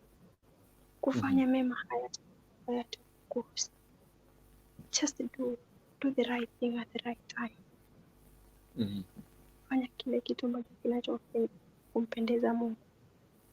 Hata tunapoangalia historia ya Hezekia, tunaona Hezekia alifanya kazi ya Mungu wakati aliambiwa eti anaenda kufa. Hezekia aligeuka ukutani akamlilia Mungu akamwambia, God, remember what I have done for you. Remember what I have been doing for you. Remember all the worships I've been worshiping. Remember all the work I've been doing for you. Na Mungu naye akasema, this person amekuwa akikaa huko redio, akikaa huko kwa kisi hochini mpaka saa 7, wengine wakiwa wamelala, yeye ako pale. And then God akamwongezea miaka mingine. Wakati mwingine najiuliza, nikaijipata kwa situation kama hii. What will I tell God? Ni nini nimefanya ambacho inaweza fanya mpaka Mungu abadilishe akili zake, aseme na Sele, I'm going to leave you to live. Naenda kukuongezea miaka. Ni nini nimefanya? What have you done? Wewe jiangalie tu. Kama ni opportunity, hata wewe mwenyewe ukipewa unaweza jiongezea miaka. Ni miaka unaweza jiongezea. So my dear, my brother, when you go saa ya haijalishi. God is a God of mercy, and He always forgives, and He gives us a second chance. As long as we come and ask for forgiveness, it doesn't matter. Let's have God as long as tuko na nguvu. The Bible says that let's look for the kingdom of God, and all shall be added unto us. Fame, wealth, and everything tutaongezewa, lakini wacha tutafute ufalme wa Mungu kwanza. That's what I'm going to say. Yeah. All right. Thank you very much. I thank you for just joining me at Kisi Hot TV. Mbele iko sawa. Saa 11 leo tutakuwa hapa tuweze kushukuru Mwenyezi Mungu. Mbele tunaendelea, tunazidi kusonga. Tunazidi kusonga mbele, lazima tuendelee. Na kuna shida, milima na maponde, Mwenyezi Mungu akiwa mbele yetu, lazima mbele tunanyoka tukikuwa sawa. Bado tutazidi kumuita tu Mwenyezi Mungu. Hata kama watu wote watakataa, kama watu wote wataenda mbio, watakataa, sisi tutapake pale pale kumshukuru Mwenyezi Mungu. Sasa kaka, na tuweze kutuombea tukaweze kumaliza katika ibada ya siku ya leo ama wakati huu. Sasa kaka, karibu sana katika njia ya maombi tafadhali.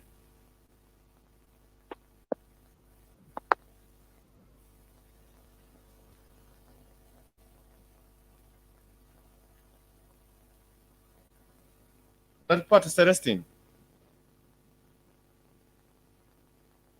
Unanipata?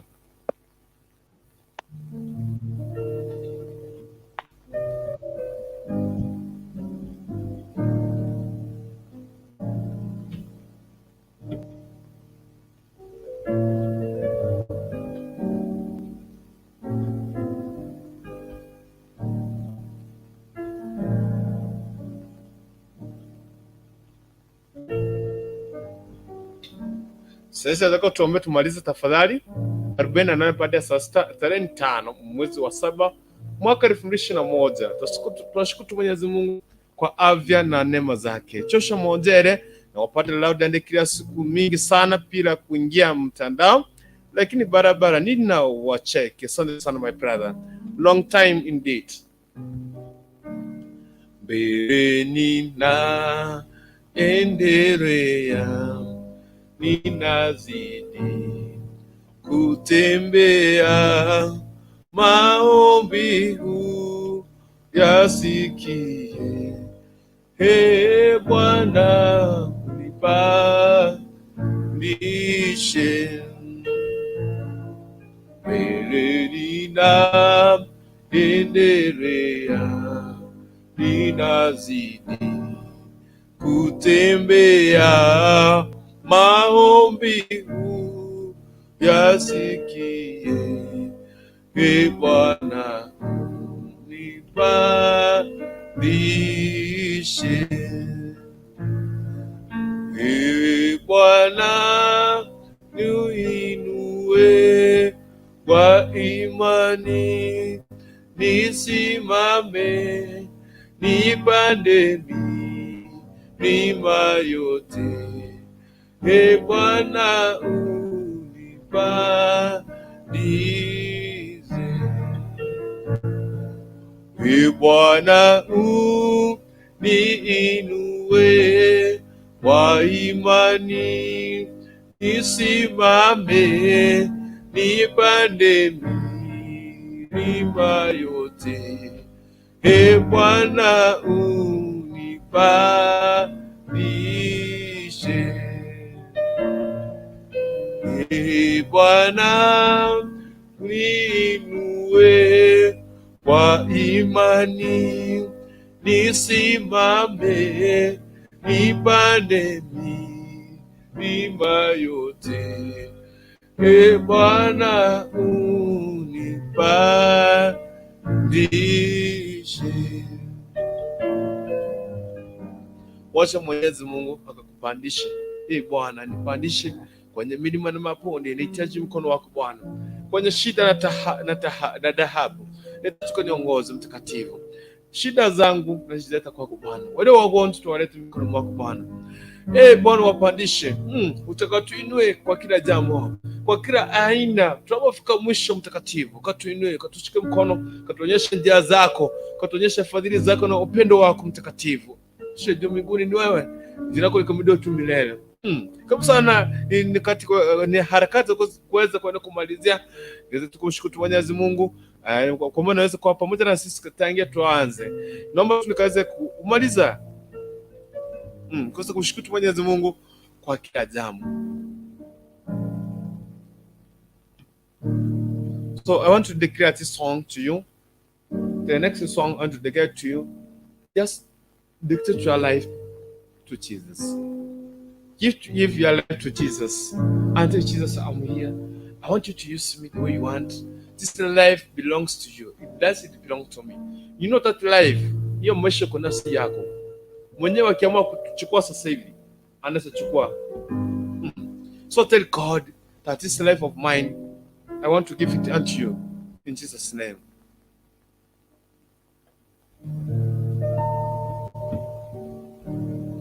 I give to you all my worship, for all my life belongs to you. I give to you all my worship, all my life belongs to you.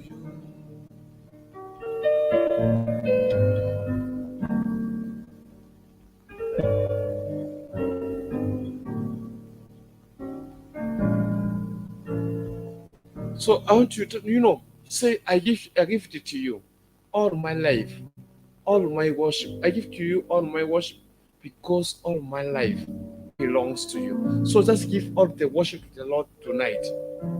Tell God to guard your life. Tell God to guard your family.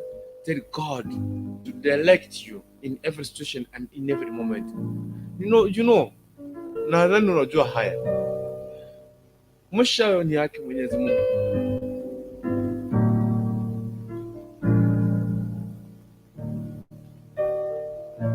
Hallelujah, receive my blessings. All my life belongs to you.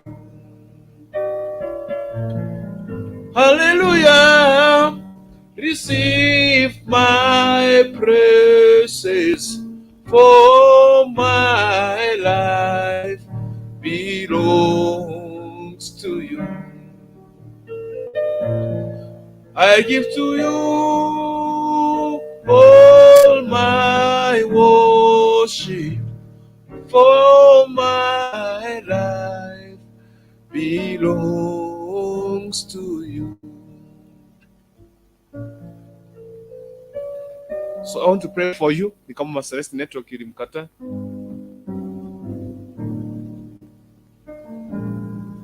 Father, in the mighty name of Jesus, I command you this morning because you are worthy.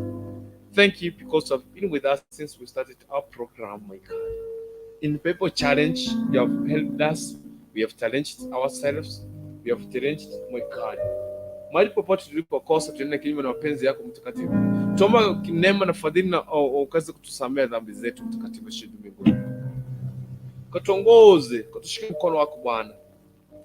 Wacha na neema na fadhili zako zikaze tukushuka kwa kila mmoja. Mtazamaji wa Kisi Hot TV alikuwa tutazama mtakatifu. Tuomba tu kila mmoja katika muongozo wa kila jambo. Mtakatifu shida mbinguni. Kaimudio tu milele, kaimudio tu milele na milele. Kwa kila jambo na kwa kila neno lako Bwana. Asante kwa kibali cha uhai, asante kwa wakati huu. Tuwakumbuka marafiki zetu walio wagonjwa, tuwakumbuka mtakatifu. Tuachilia damu yako katika jina la Yesu Kristo. In the mighty name of Jesus. There is a power in the healing of the blood, Jesus. We call upon your blood of my God, the blood of healing, the blood of power, the blood which is mighty, the blood which is great, the blood which demons can hear and tremble, God. We call that blood of Jesus Christ upon our friends, upon our kadot, who is healing and well, my God. Ile miguu yake tuachie kibali na neema zako. Kaiguza sasa katika jina la Yesu Kristo. Kesho anapoenda kuona daktari, achie kibali na neema zako akaanza kushughulika moja kwa moja katika jina la Yesu Kristo mtakatifu. Shimileni. Ushe mbinguni, pokea sifa zako, utukufu na mamlaka. Kwa maana ni Mungu mkuu Bwana. Nachia familia yake mikononi mwake, watoto wake mtakatifu, wapatie tumaini mtakatifu, mpatie tumaini jinsi anavyo na ziti tuko kutumainia Mwenyezi Mungu. Bwana, anahitaji kibali na neema zako uweze kumuongoza kwa kila jambo. Uponyaji utoka kwako mtakatifu wa takatifu. Bwana, tunaombea wagonjwa wote walio hospitali, walio nyumbani pale, wanahangaika na shida, magonjwa na wakuja nayo wakumba Bwana. Uponyaji unaotoka kwako mtakatifu. Tena shana miujiza, tena mambo makubwa binadamu wasikayafanya. Haufananishi na kitu kingine Bwana. Wewe unapasua bahari, unatuliza mawimbi Bwana. Mungu shemu mbinguni. Unagairi mabaya. Wewe ni mwepesi wa hasira mtakatifu. Kumbuka wale wako Bwana. Wana kutumania Bwana, wakumbuke Jehova. Kuna wengine kuna hitaji. Naomba Bwana. Tatu chaini mwani waifada pia leo tunamwombea jioni ya leo. Kibali na neema zako zile kushika jambo shake. Salvation it comes from my God. We call upon salvation in the mighty name of Jesus. Pokea sifa, tukufu na mamlaka Bwana. Mungu shiju mbinguni. Kwa maana wewe ni mtakatifu takatifu. Asante kwa wakati huu. Asante kwa asubuhi hii.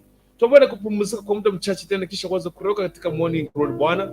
Katuongoze kwa kila jambo, katulinde na damu yako Bwana. Siku wote tutashukuru jina lako kulimidi kwa maana wewe ni Mungu mkuu. Ushe milele. Kila sifa, tukufu na mamlaka katika jina la Yesu tunaomba kuamini. Amen. Amen. Amen. Amen. Amen and amen. So wherever you are, say amen. Mungu amekuwa mtakatifu, ametuwezesha, ametulinda kwa kila jambo, ametuongoza. Nashukuru sana kwa Bwana anakuwa mtakatifu Bwana kupokea sifa zake milele na milele. Wewe ni Mungu mkuu Bwana. Asante Bwana. Mwana usiku huu akakuongoze pia wewe, mchana wa leo akakuongoze, asubuhi ya leo akakuongoze, ila tu zidi kumtulia Mwenyezi Mungu.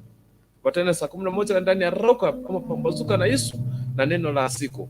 Mungu akaweza kuwa pamoja na wewe na kutakia kila laheri. Ila tunakwambia goodbye. Mwenyezi Mungu akuwe pamoja na wewe. Goodbye.